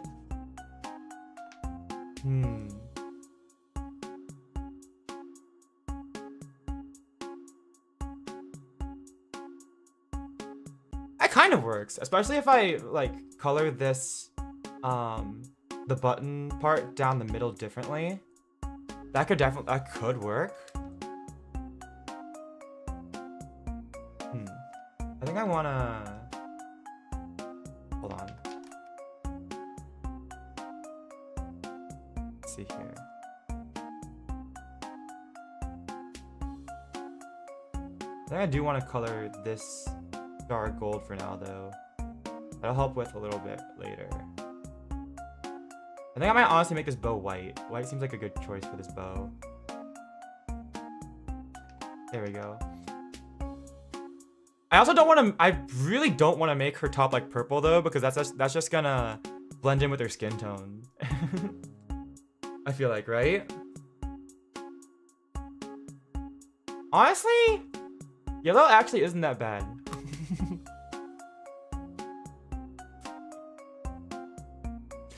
As long as it's not really loud yellow, I think it's alright actually.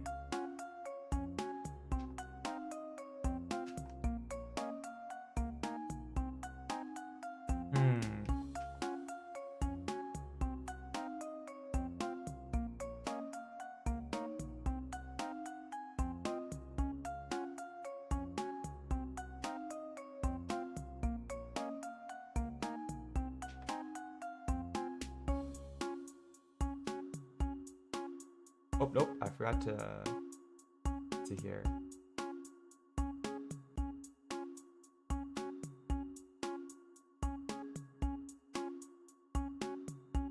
Yeah, blending it with skin tone would be really awkward, yeah.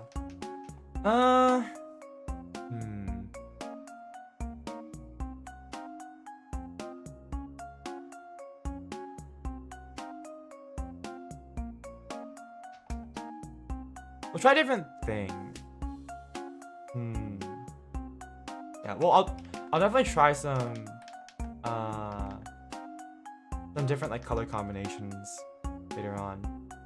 Might also want to add some like more like patterning or something. I definitely added like a bit of like what is it? Not lace.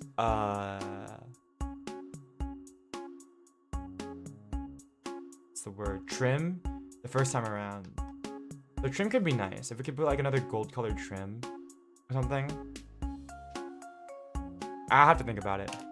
Or maybe no trim at all. Maybe it just looks weird because I haven't colored in the rest of it. I haven't colored in the middle part, so it's all monotone right now. I don't want to over design. I don't want to put in too much. Okay. Maybe what do you think, chat? Maybe we take a break from this right now and then maybe I come back to this later.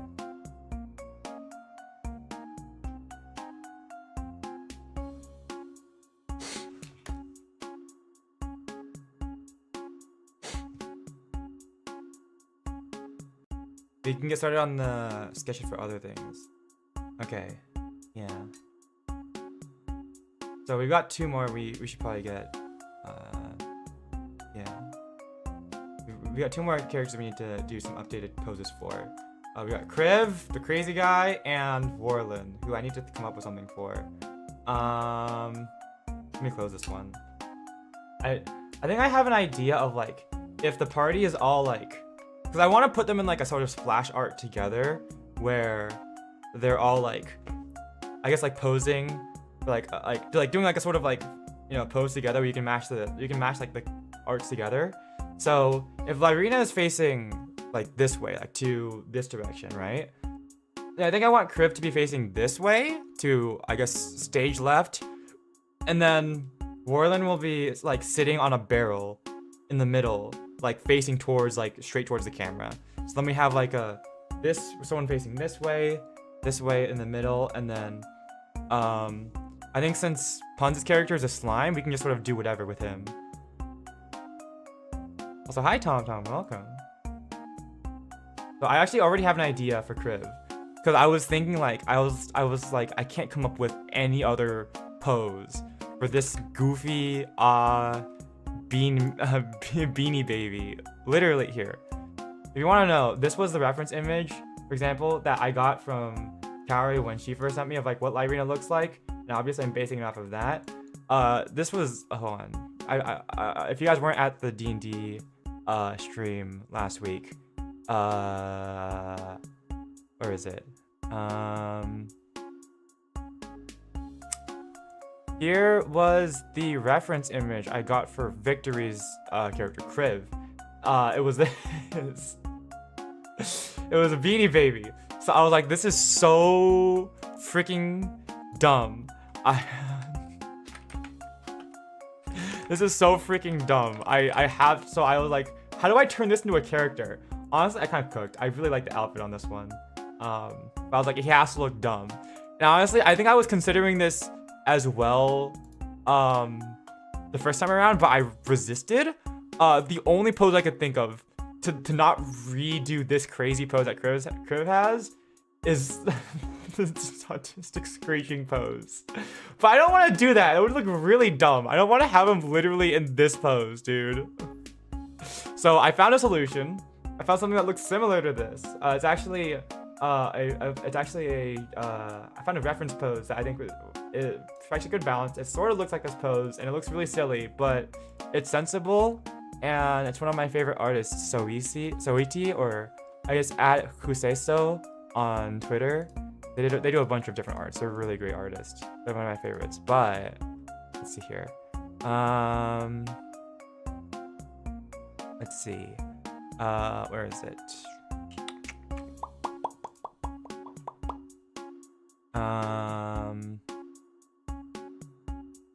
Let's see. Where is my artworks?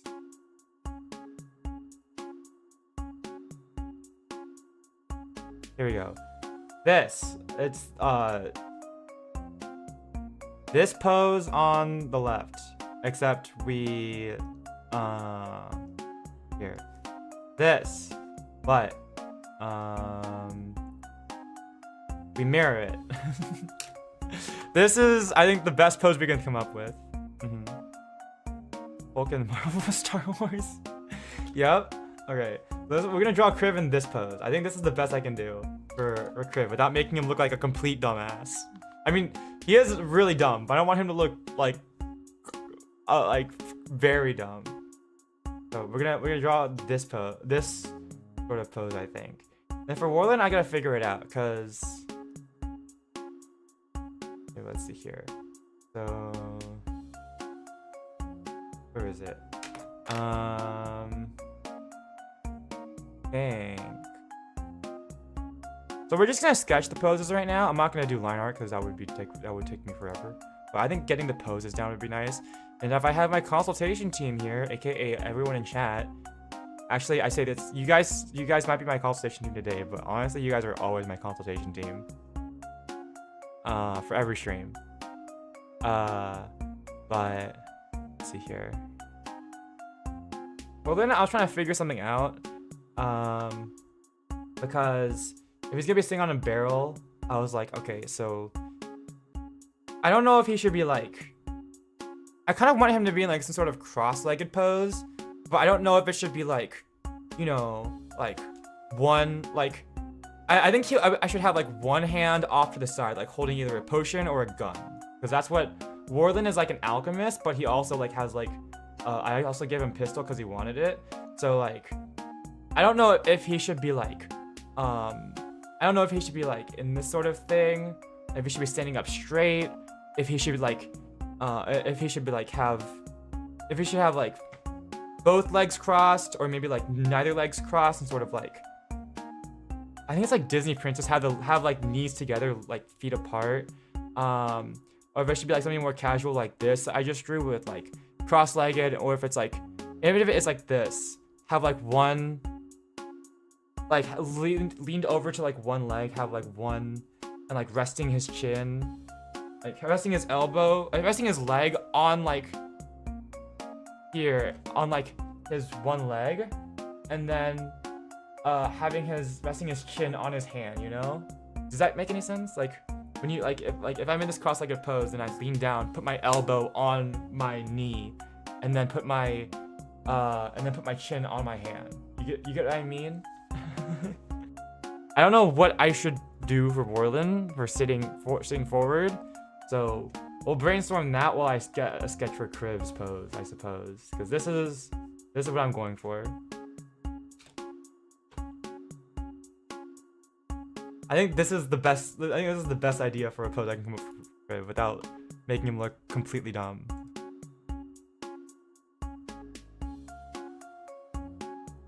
Okay. And then there's like Gustav, but I think he's gonna be really simple. I just have to like look up some reference images from that time I got reincarnated as a slime for like a jumping thing, I think. We'll see. We'll see. Okay. Let's see here. I want to bring this up on. Oh god. My brain doesn't work. Help. Okay, I found it. Never mind. We're good. Okay, so I'm just gonna pull this up in my own tab. And okay. So new. Okay. And here we go. Okay.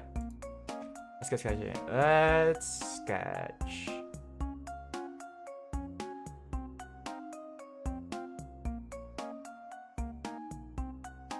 Okay. Oh, 9, I think. Let's see here. What would the body line look like? It has to look really stiff, right? But I shouldn't have like a I shouldn't have like a neat body line. It should be like really stiff like this. I don't want one that's wavy. I want like one that's, I want a body that's really stiff. Because why not? Okay.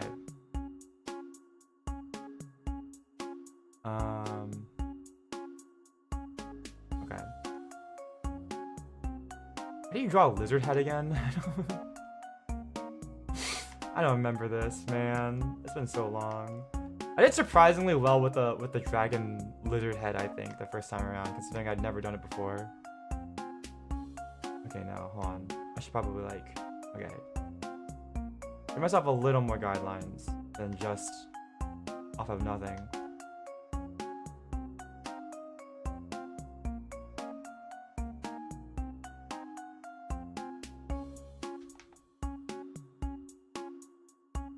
I think it's a little bit too tilted. No, I'm looking at it.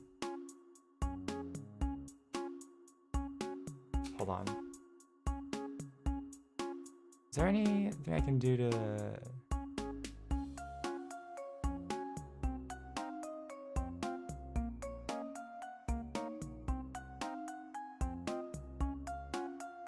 No, okay.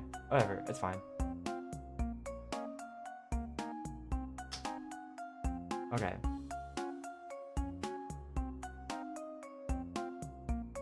Okay.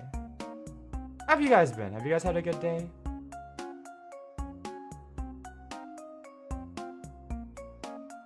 Honestly, I said I was not gonna stream that long, but now I've kind of woken up, so I think I'm gonna go back on that statement. My brain has been somehow activated.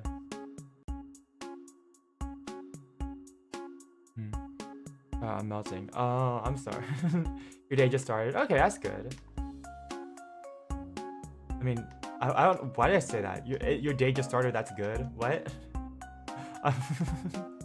Every day is a good day. You know what? I have no regrets for that statement. Actually, I think I wanna. Like twist the body a little to like.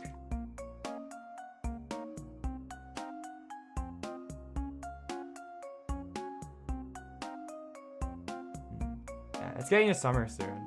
I can't wait for when summer finally really hits. Cause right now it's like still in Los Angeles. It's actually not that hot yet. At least in the mornings, it's like it's actually decently nicely cool. Like it was cool enough that in the morning when I went out for my run, I wanted to wear a jacket. Although I'm very heat resistant, though. I like love the heat.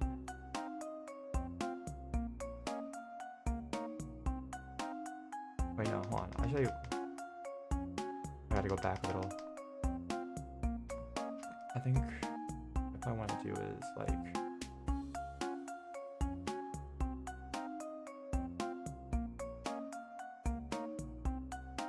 Okay, and then.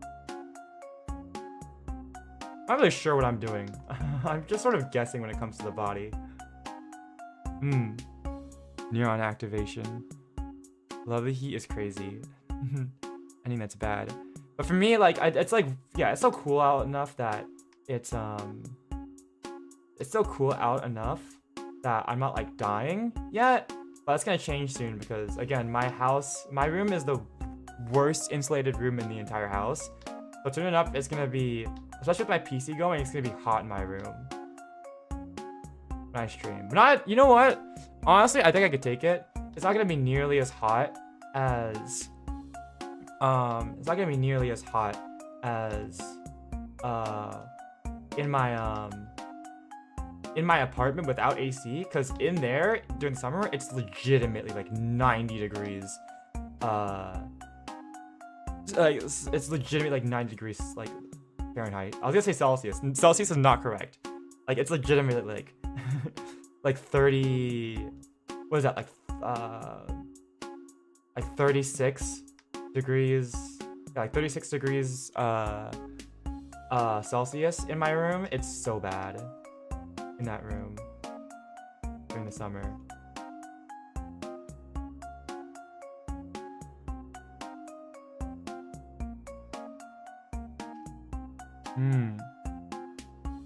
Yeah, I just hate worrying about UV protection. Oh my gosh, I gotta worry about that more. I keep forgetting to put sunscreen on when I go out. Someone please remind me to take better care of my skin. Jesus. My acne's gonna get even worse if it's only just barely under control for streams. My skin is a fickle thing. I still have not gotten over my acne. I do my best to hide it for streams, but God, it does not want to cooperate sometimes.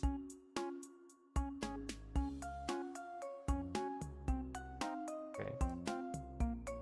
We're looking at our pose reference image here.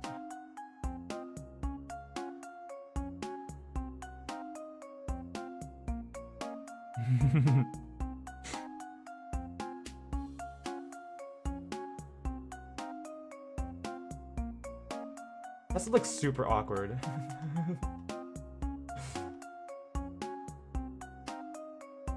Is that awkward enough? Do I need to make the leg look more crushed?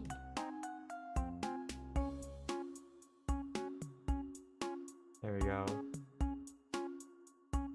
I think this doesn't look crushed enough. It doesn't make it look super chopped. Hold on.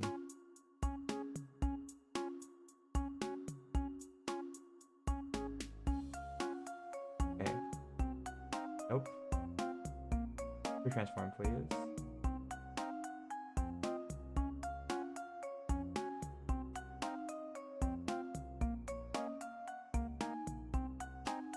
Alright.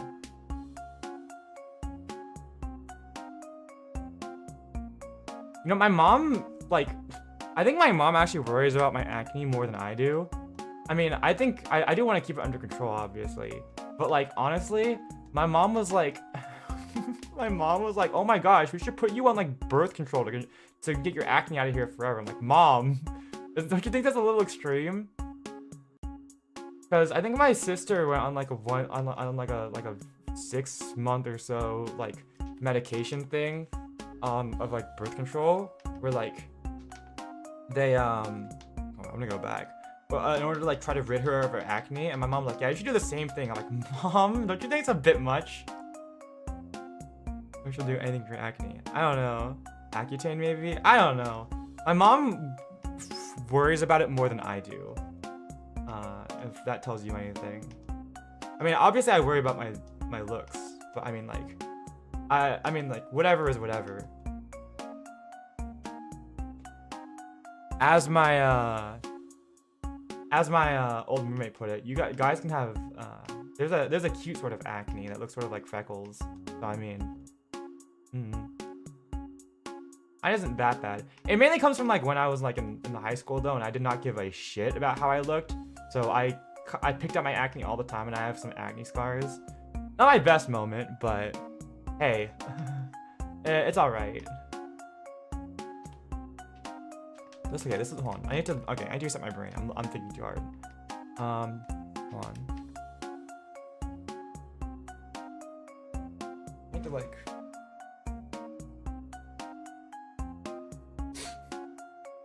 You ever just like get up and do the pose that you're trying to draw to figure it out in your brain?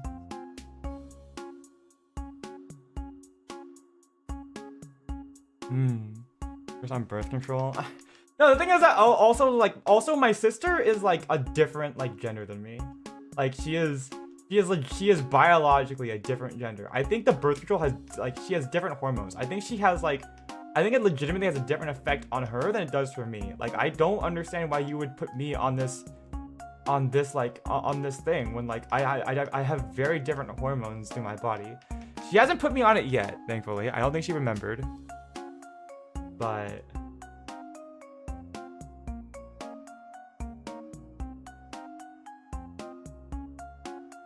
I don't know. I've been trying to do some like more like skincare stuff. So I've been like washing my face a lot more, moisturizing my face, like doing like face mask stuff. Just in general. That makes it worth it. I don't know. I don't know if I want to like be. If it's gonna destroy my mood, I don't know if I want to be cranky on stream for like 4 months to get rid of my acne. Like I don't think that's worth it to me.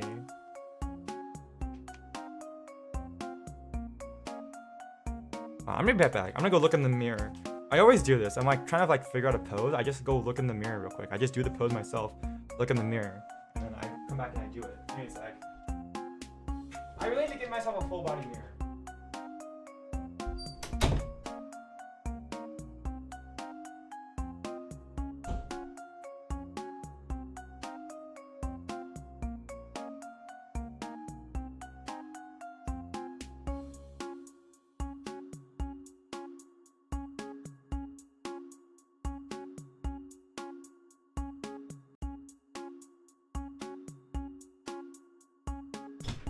Okay, I got it. I got the download.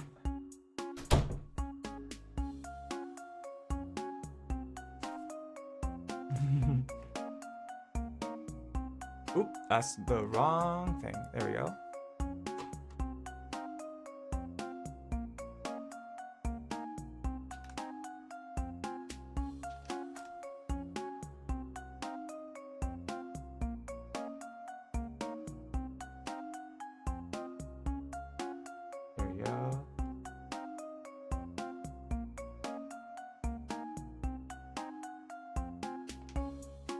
I thought you fell asleep at the computer for a sec. Nope.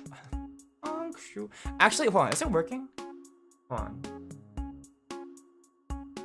For some reason, I booted up VTube Studio Animation today, and my sleep animation isn't working. I don't know why. Like everything looks fine in VTube Studio to me, but for some reason, my sleeping animation isn't working. I don't know why. Something I really don't know. I think it worked. Was I sleeping earlier?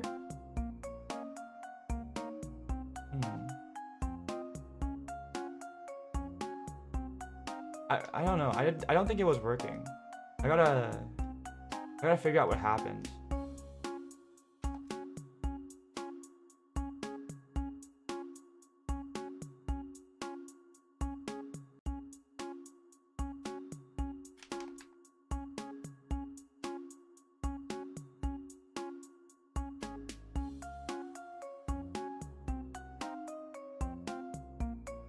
Here we go.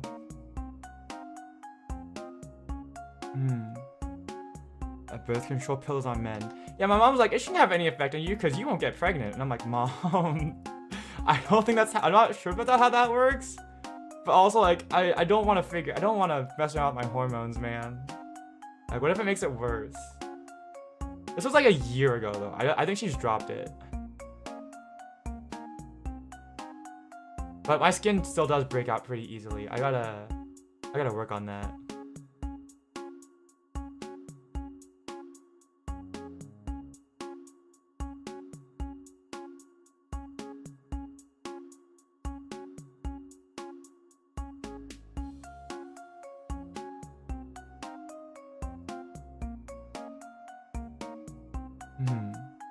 Long-term causes issues, yeah. So it was like a controlled, like. To be fair, this isn't like some like over-the-counter thing that my mom is recommending. She is like, okay, so we should get like we should talk to the doctor and get you a prescription to like get on this like treatment to treat your acne. But like my sister still has breakouts, so clearly it didn't like permanently work for her. Now that I'm thinking about it. So, and I might be 50% of my parents, just same as my sister, but we are not the same 50%. So I don't think me and my sister are gonna have the same effects, honestly, for this treatment.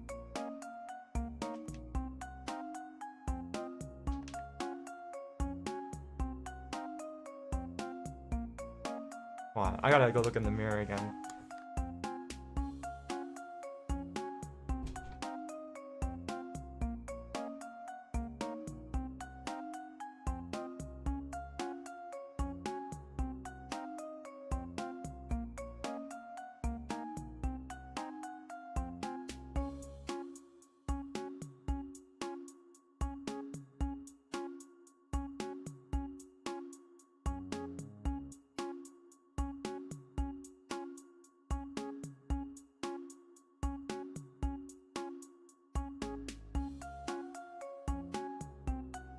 Okay.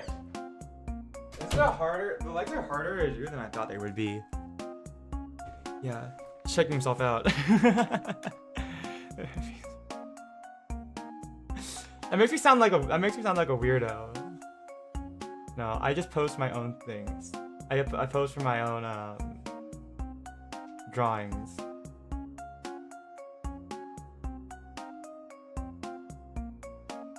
Yeah, saying that I'm checking myself out makes me sound like a weirdo, doesn't it?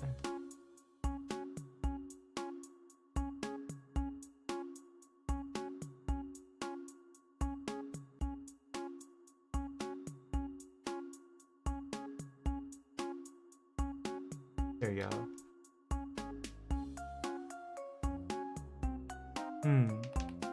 Kurtis in his pose now.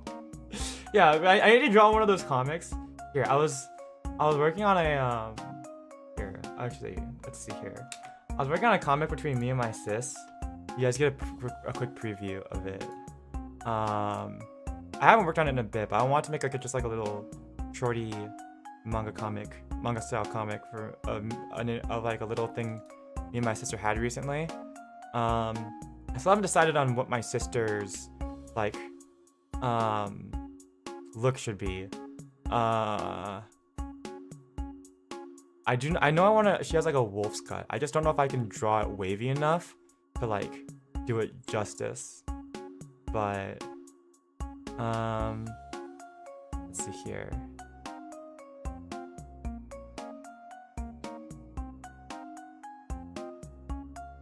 Mighty Bang Artworks.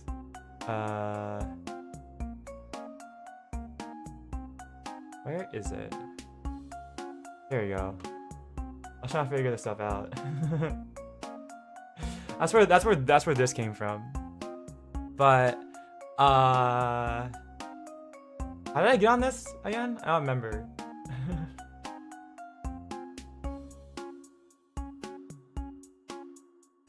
I actually forgot why I brought this up. Kurtis looks so cool. I would say if I'm cute and she wants to be cool. So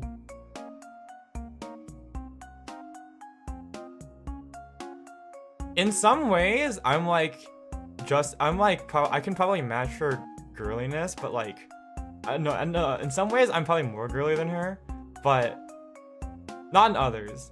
Like, for example, liking BL. She's like a big BL person. Anyways, I'm outing her. I'm outing her. I probably shouldn't out her. Anyways, yeah. I tried to highlight like the differences between us. So if I draw myself to be like super like with this sort of art style, like this sort of eye style, like being super cute, then I wanted to like highlight that, like showing her personality off more by like drawing her with like cooler eyes. This isn't what she actually looks like though. I think the closest like thing I've been getting, I can like get to her without like, because I don't want to like obviously like show off like who she is that she has a wolf's cut. She actually has very wavy hair. It's actually very beautiful. She's like a wolf's cut with really wavy hair. And she likes wearing jirai danshi type fashion. You're moe and she's cool. Yeah, I think that's like how the sibling dynamic that I want to pose between the two of us. In reality, I think people would probably see me as the cool one and she's the small one, mainly because I'm 5'8" or 175 centimeters. She is, and I quote, 4'11" and a half. So that's like what? What is the again? Like 150 centimeters?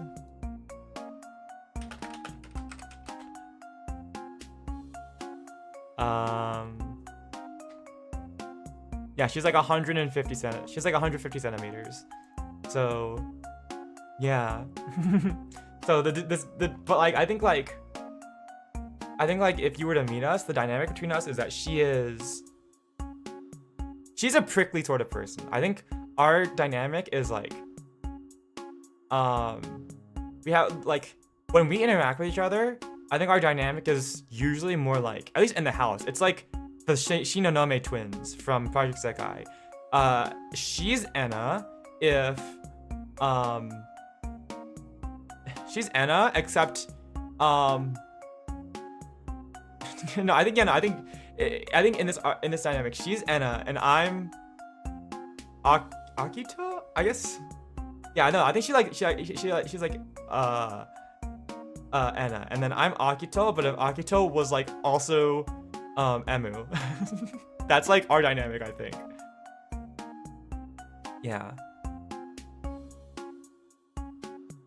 Actually no, I think to be fair, I don't actually I take back the Emu part. I'm like, because she's prickly towards me, I'm like prickly towards her back. So never mind. That's our sibling dynamic. That's the best way I can put it. But when we're out of the house, then like I think it switches where like as soon as like I think my main thing with my sister is that I act prickly towards her when she like comes to interact with me when it's not on like my terms. Cause like I think she obviously all the time she wants to come hang, she barges into my room out of nowhere and demands that I give her attention. But like, so in that case, when I'm not ready for it, because I need my alone time. I'm like a loner by nature. I'm a very solitary creature. So I need like my alone time. But if my sister, but like if I make time like today where I go out with my sister, then we have a better dynamic where like then I get a little goofier. Anyways, I'm yapping too much. I don't remember how we got to this.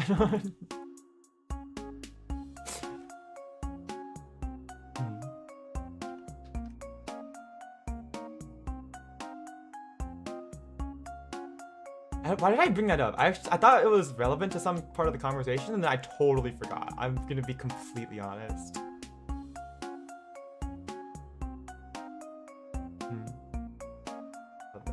Yeah. Nice going out, especially because my sister has more experience driving on the freeway.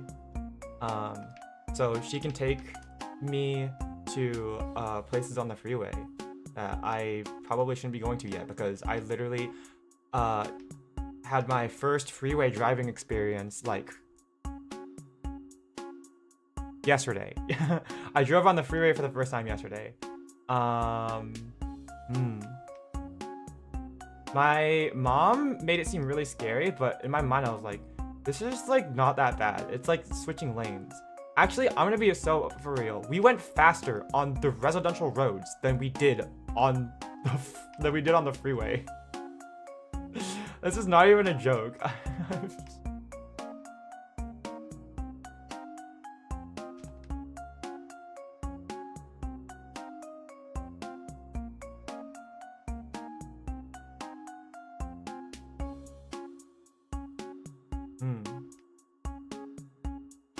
Freeway is scary. Yeah, LA is a weird place. You gotta keep in mind we have LA traffic, which is worse than all other forms of traffic. So, yeah, we have really bad LA traffic. So, I think actually I take it back. The fastest I went at one point was 60 miles per hour, which is about 100 kilometers per hour. But when I first got on, we were only doing like 45, which is about 75 kilometers per hour. And then at the very slowest, I was going about 10, which is what? Which is what? Maybe like 18 kilometers an hour. And on the regular residential roads, I was regularly doing 45 miles an hour. So like 75 kilometers an hour. Because fuck it, our roads are so wide here, we can just go that fast. It was crazy. 10, yeah, I don't know, yeah, LA traffic, like, you get caught in rush hour, you are actually, like, standing still, going 10 miles per hour at multiple parts of the time. It's crazy.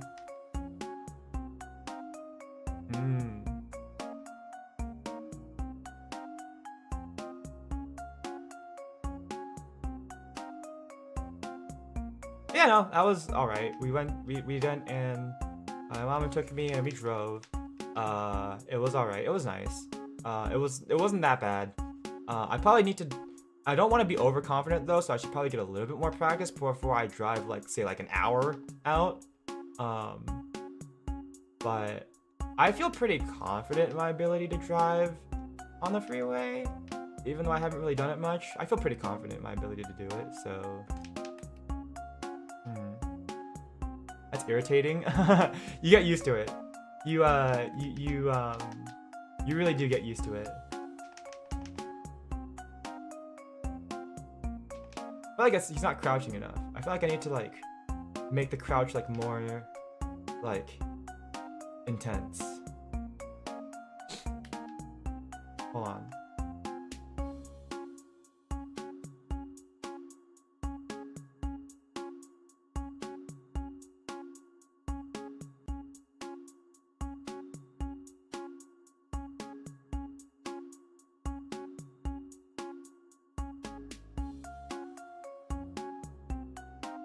Am I putting too much effort into trying to figure out figuring this out? Like the crouch position? Maybe I am.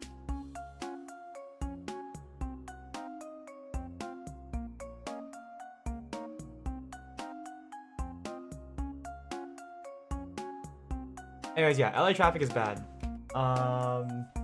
Like everything else about LA except for the traffic.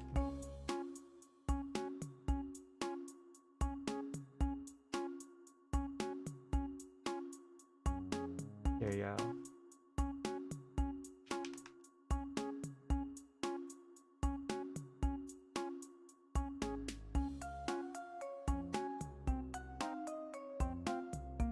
Just try not to go driving in LA ever between rush hours, which is like what, 7 to 10 a.m. because that's when people are trying to get to work, and like 4 to 7 to p.m., which is when people are trying to get out of work. Especially on yeah, just try not to go driving during those hours.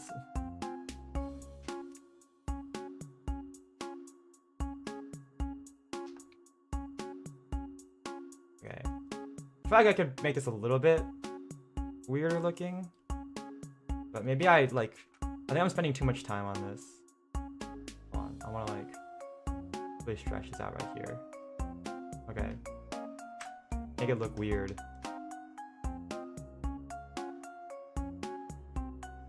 Okay. And then put an arm out real quick. Okay, here we go. Try to make this one. I'll try to make this quick so we can get to Warland as well.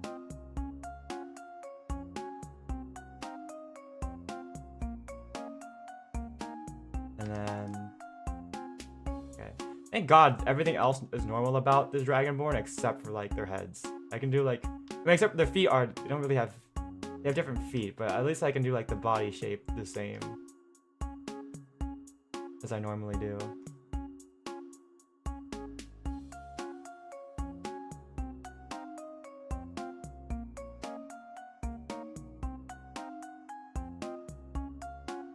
Probably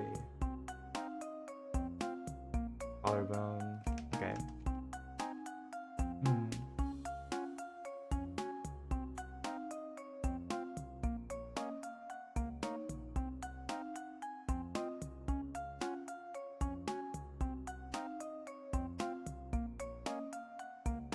Well, okay.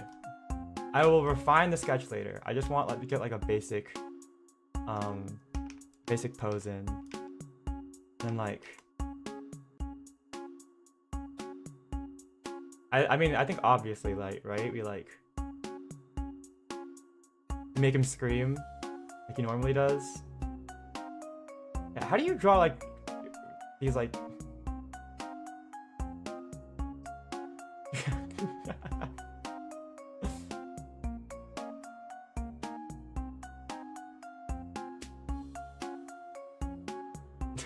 That looks so bad. That's so bad. That's so awful. I don't know how to draw these lizard heads without like going all in.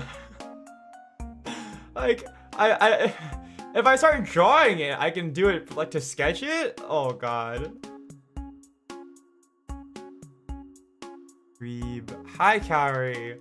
Don't look at this. Don't look at my failures.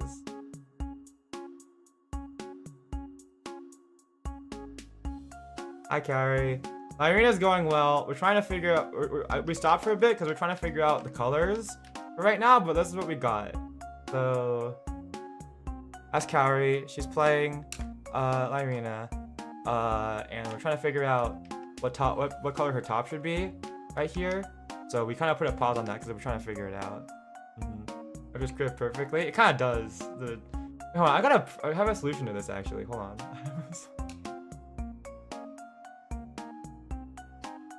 Thank you. I'm glad you like it.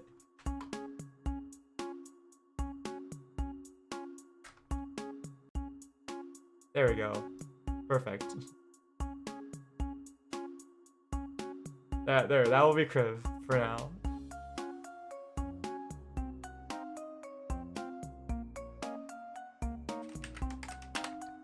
Alright. So we gotta get this pose down. Ish. Okay, here we go. B. There we go.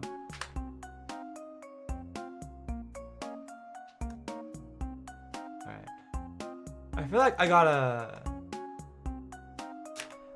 make him like, I gotta make his legs like wider apart. Like the more I think about it, the more I'm like, he's gotta look even weirder in this pose. Okay, let's do Warland now. Okay, chat, what do we think? We should get some opinions. Here, let me bring up some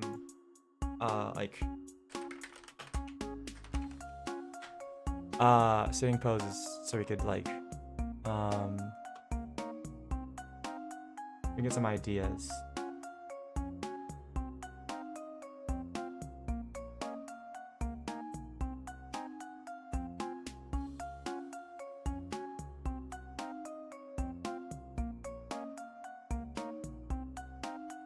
Here, let's see. Okay.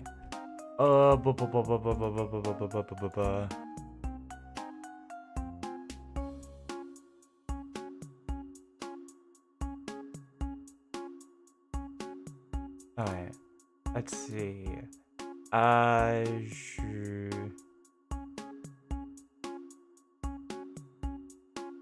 Okay, this is okay. Let's see.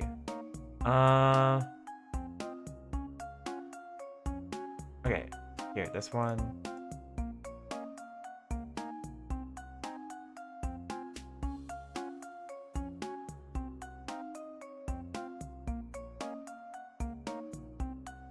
Hey. Sorry, I'm picking out some pictures. Let's see. Okay. Alright. And let's get one more.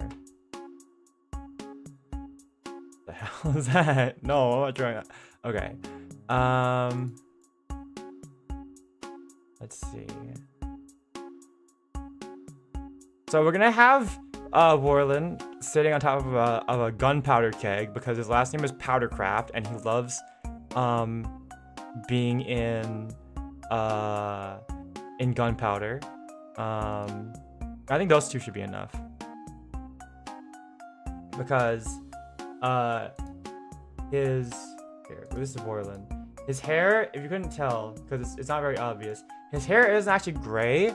It's actually just apparently he loves dumpster diving in like in gunpowder, so his hair is just stained gray with like with gunpowder.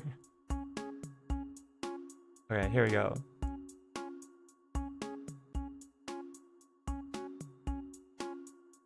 What's like the energy for like sitting for Warland? He's like a nerd.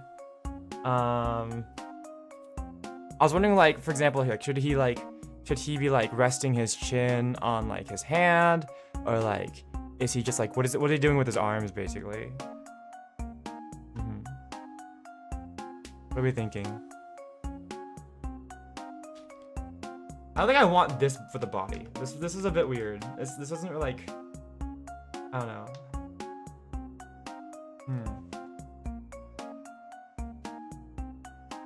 Eish.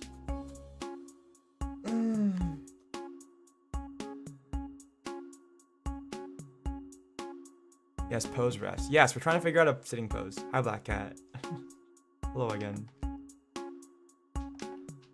What are we doing for Mr. Powdercraft here? Mr. Alchemist.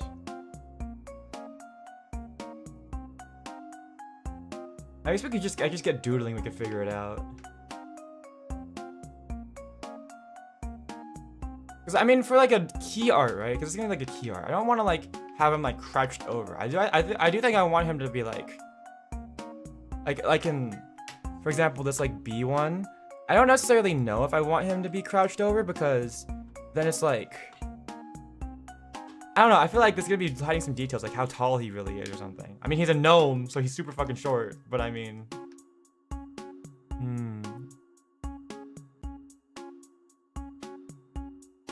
What do you do if you're like sitting in this kind of position? I think I want to keep the leg position, but I mean like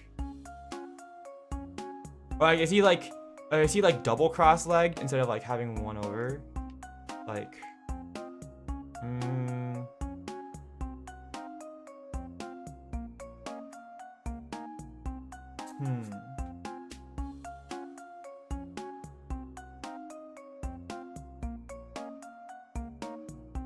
I don't know. I guess this is for me to decide because I know his character pretty well since I'm literally the DM.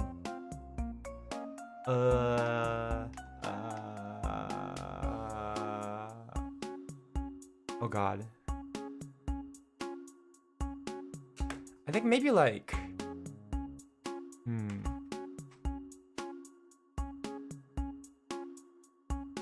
maybe we like FK this. We like forward kinematics this.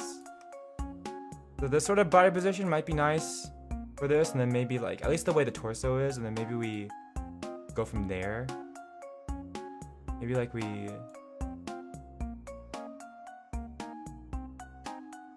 I just figure out from there. Not an offensive spell. What do you mean Fireball is not an offensive spell? Fireball is like the offensive spell.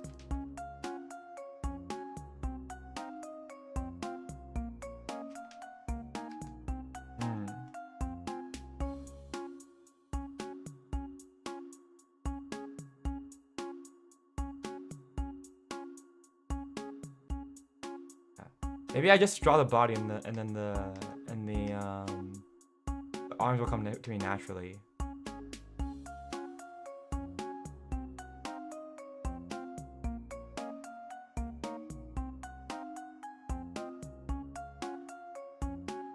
Alright.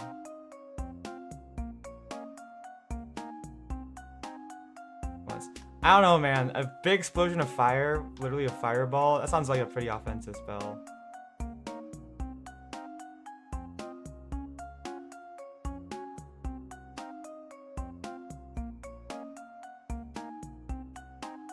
The joke is that wizards will cast fireball at whatever chance they can get. Just cause explosions. Great balls of fire, yep. Love blowing stuff up. Wizard trying not to cosplay as Megumin from Konosuba when the enemy is when there's literally any enemy. I want to blow it up. Nat 20.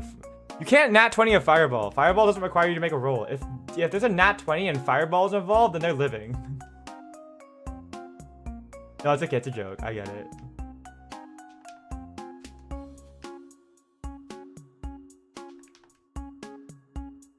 Okay. Here we go.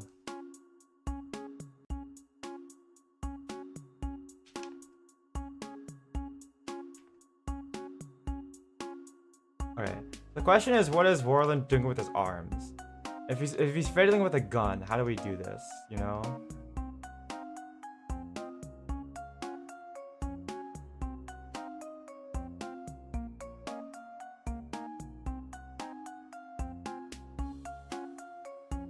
Hold on. I'm gonna. Hey.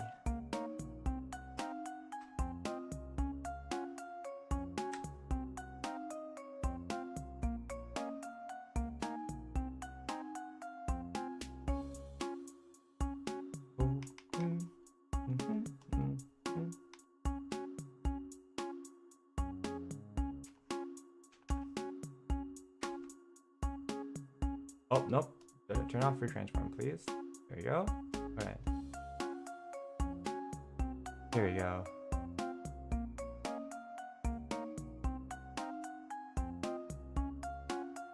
Wait, come on.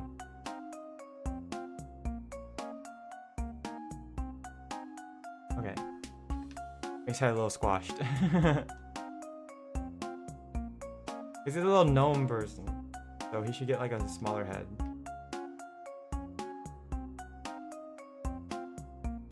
Oh, he's got like slightly pointed ears because he's a gnome.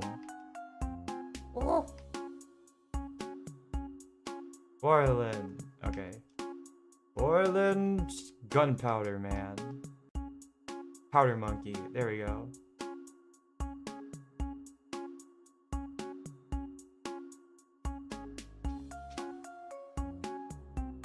Okay. So if the arms flow naturally from this, then what are the arms doing? That head should be a little bit bigger. Not the free transform. I don't know, man. He's gotta be doing something with a gun, right?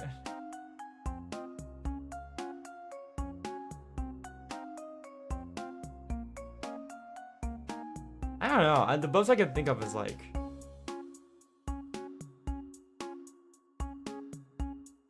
he's got a gun for his neutral special. Give him a gun for his for his normal attack. Give that bitch a gun. Give that tiny. Well, how tall is he? I think he's like 3'4". 3'4" gnome a gun.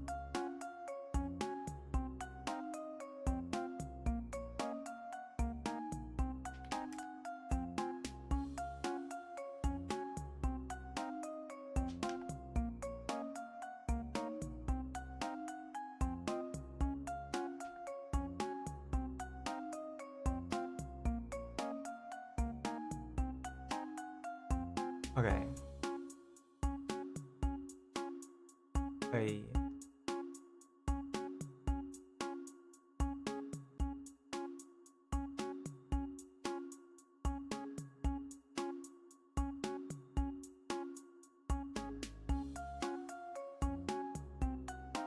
Here we go. Guys, mind if I talk about like some light novels? I don't know if anyone's heard of this because I went to the library recently. So like now that I'm back in like LA, I can use my library pass that I've had as a kid, and I went to go check out some books at the library. Mainly this one architecture book I once read. It's called, what is it? The 99% Invisible City. And it's I don't know. It was a book I started reading as like to study up on a bit of architecture when I was 3D modeling like buildings regularly. And I wanted to learn more about architecture. And so it was a really interesting book talking about like about all the hidden things you don't see in cities, like for example, like fake fake apartment facades that are actually meant to house like utilities, like they just blend in. You know, they just blend in as a means of like they just like hide them behind like city facades so they look nice and blend in. But I went and picked up some other, like, my library also has like some like light novels and stuff. So I went to go pick up some of those. Let's have him have like holding a gun like this. Terrible, like god awful trigger discipline.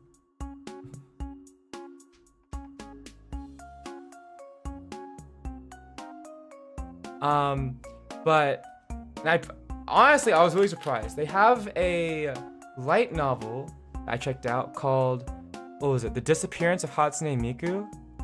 Apparently they wrote a light novel about that. Fun. And I think Cosmo P helped write it, apparently.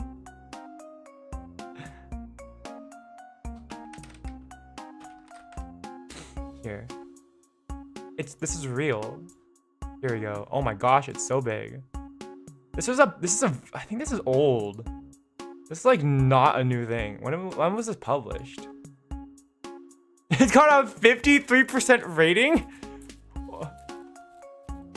Honestly, I mean, it didn't look that like. I just picked out because I was interested, and I like light novels a lot. I don't know if it's that interesting actually. Oh, this was made in 2017. What? I don't know what rating. I don't know what website gave it a 55%. What 53%? What? Anilist.co?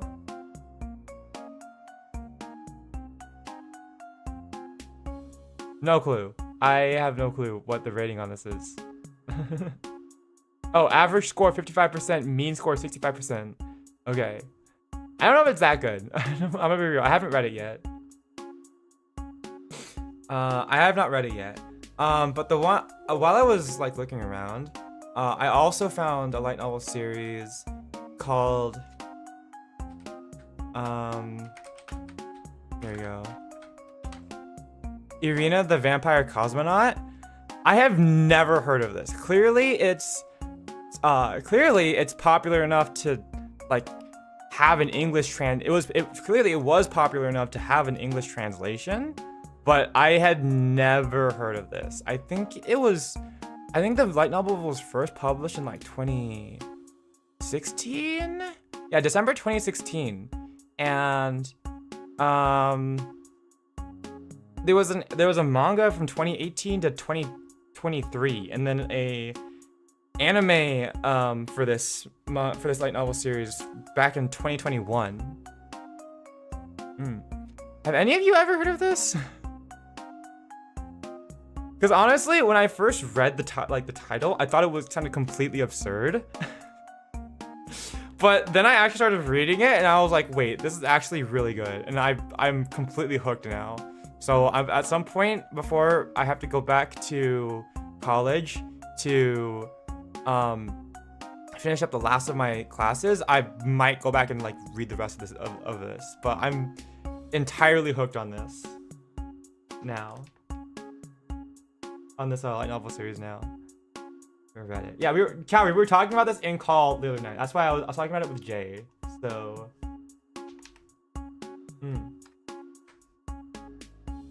Oh wait, I'm gonna. I made it a little bit.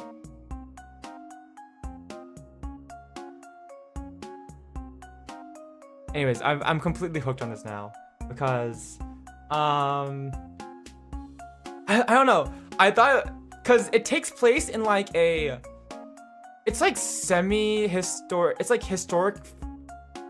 It's like historical fiction almost. I don't know how to describe it. It takes place in a alternate, in like a sort of like alternate Earth, an alternate like near Earth, right? Where like a sort of fancy Earth, but like how do I describe it? The author wanted to write a fantasy story that involved going to space because that was a niche that hadn't been done, but that no one was doing. But they didn't know when to set it because in a traditional fantasy setting, you know, you can't have like people going to space. It's like they don't have that kind of technology. So the premise behind this one is that it takes place in an alternate sort of like history Earth where all the important dates of stuff happened, like World War II did happen in this universe. There's, instead of having like the USSR, you have the UZSR, and instead of the United States of America, you have the United Kingdom of Arnak. But like all of the, it's historical sci-fi fantasy. So like all of the dates of like the space race and of like in like it takes place in the 1960s. So all the actual dates of like stuff happening in the space race, like of them sending Sputnik into when Sputnik was sent into space, the first cosmonaut to go into space. Everything is like, the dates are all correct, but with like a sort of, like it's set in a slightly alternate universe. So then that way, like it's not just a retelling of our actual history. It's like there's like an amount of like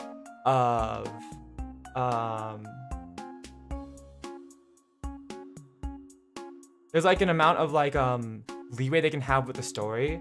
So it's like a sort of retelling of the space race, but with like enough like changed that you can reasonably like believe, like suspend your disbelief and be like, okay, yeah, so this didn't happen exactly like it did in history. It's like you're telling different things.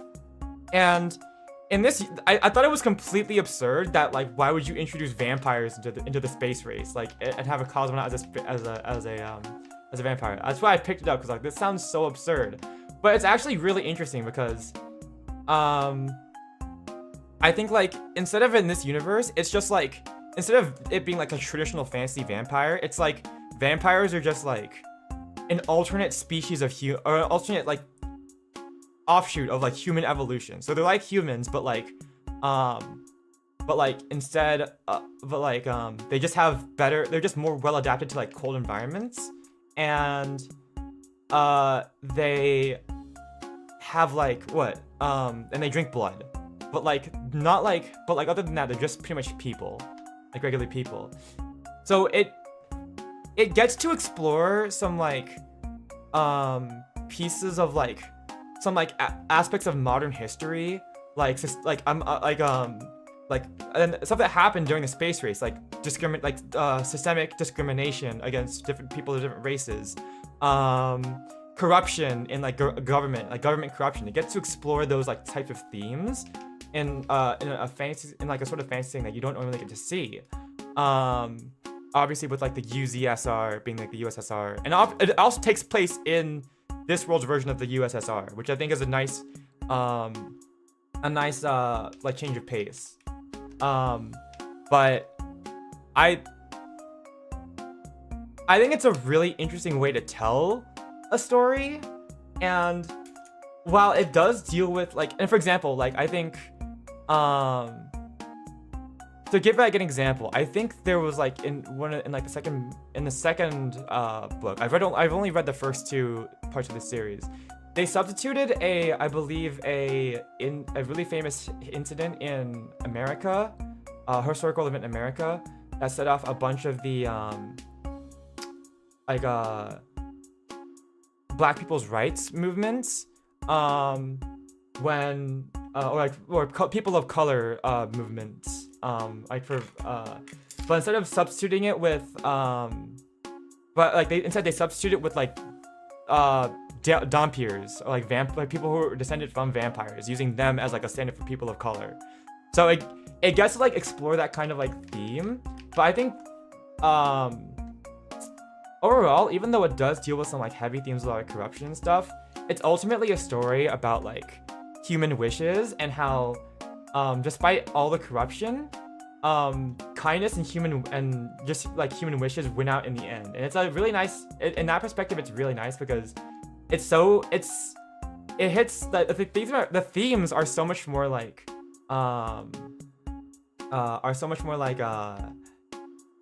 applicable than most fantasy stories to our own real world, because it's so close to our real world, and it was only like maybe like 50-60 years ago. But it's really nice reminding us that I think it's a really nice story because it's like a nice hopeful reminder that even if even in our like world that I don't know that like human goodness and kindness still wins out. I don't know. I've just been obsessed with this. It's a really good story, and I think it hits like a scratch of like fantasy that I don't think I knew that I had, because like there's not a lot of stories that are set in like recent modern history, especially during the space age, without it being complete historical like retellings basically. I don't think there's a lot of room for that kind of thing. So it was really interesting to read. Anyways, I don't know if I really did explaining it, but I want to talk about it because I got hooked after I started reading it.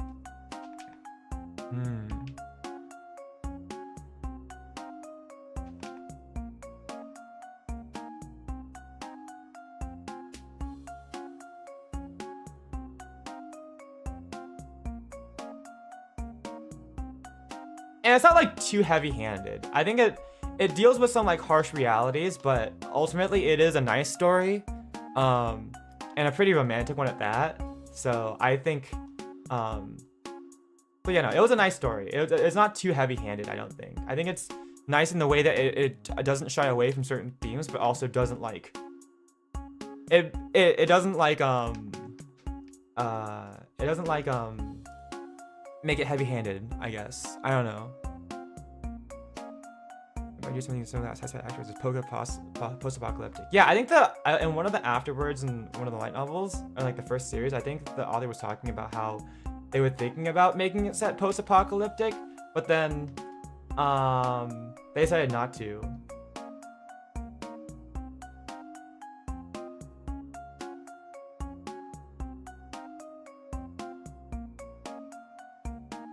I don't know what I'm doing with the arms with this pose. I have no clue.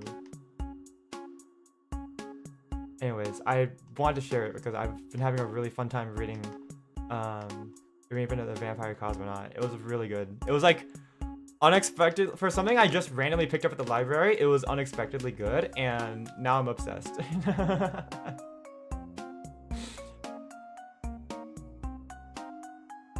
I think that's why I've taken a light novel so much, though. Because, I mean, I know we have manga and everything, and I think people usually prefer manga over light novels, but I think I've taken a light novel so much because, I think for me personally, I have a really strong imagination.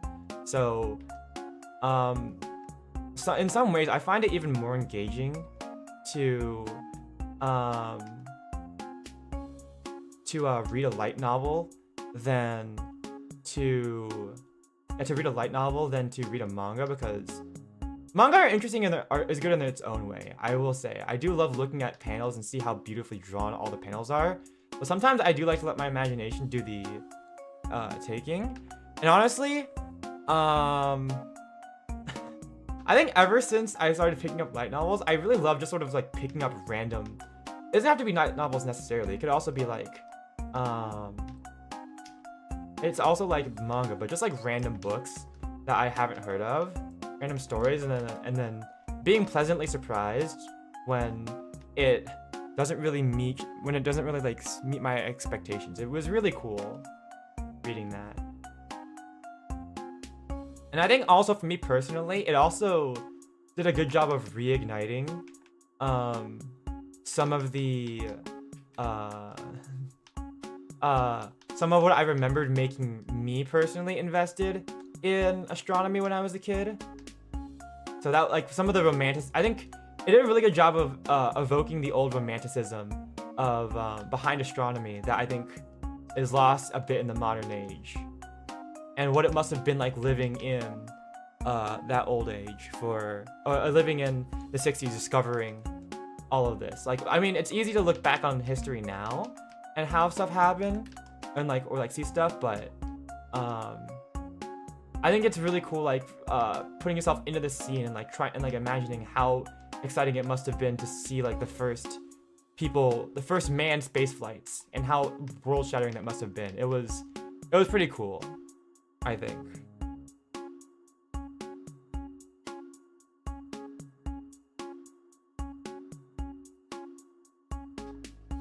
Anyways, I'm nerding out.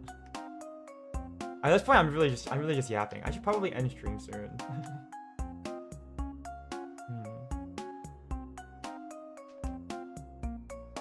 I don't really know what I'm doing with this hand. I think I wanna have him like having the gun in this hand and then like have him holding a bullet in the other or something. That'd be pretty cool.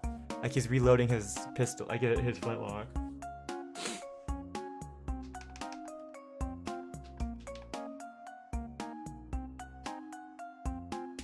I don't know, I'll figure it out. I think my brain is all, is mostly, arted out for today though, so I'll do a little bit more sketching and then I'll probably wrap up stream.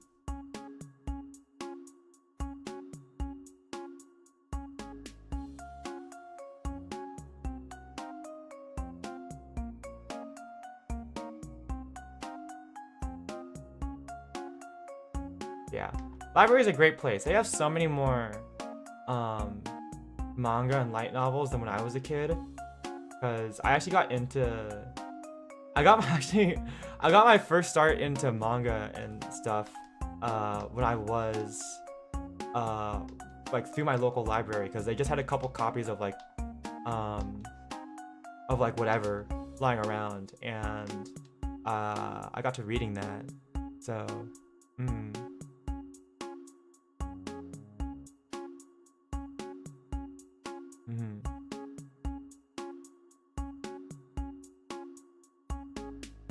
yeah, it's nice to see that they've improved that collection, because I know, honestly, me and my sister might have been the only people checking out those like the manga as kids.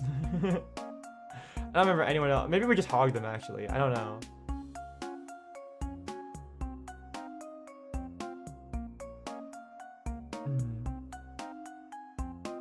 Non-graphical media like fan fiction works really well to music when reading. I can't listen to music when I'm reading a light novel though. I think like for me, I'm picturing it in my head when I'm reading like novels. I have to I just tune everything else out. So I don't typically listen to music when I'm reading non-graphical literature.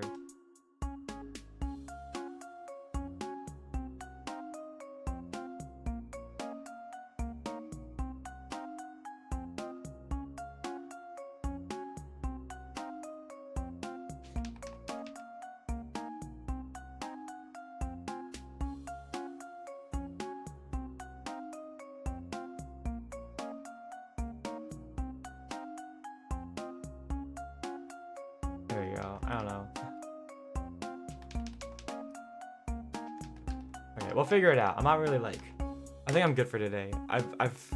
My brain is getting more tired by the minute. Okay. Okay. Should we wrap up for today?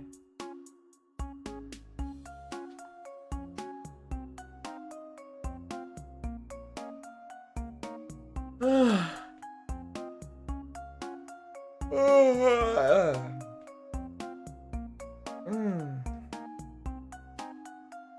dokie.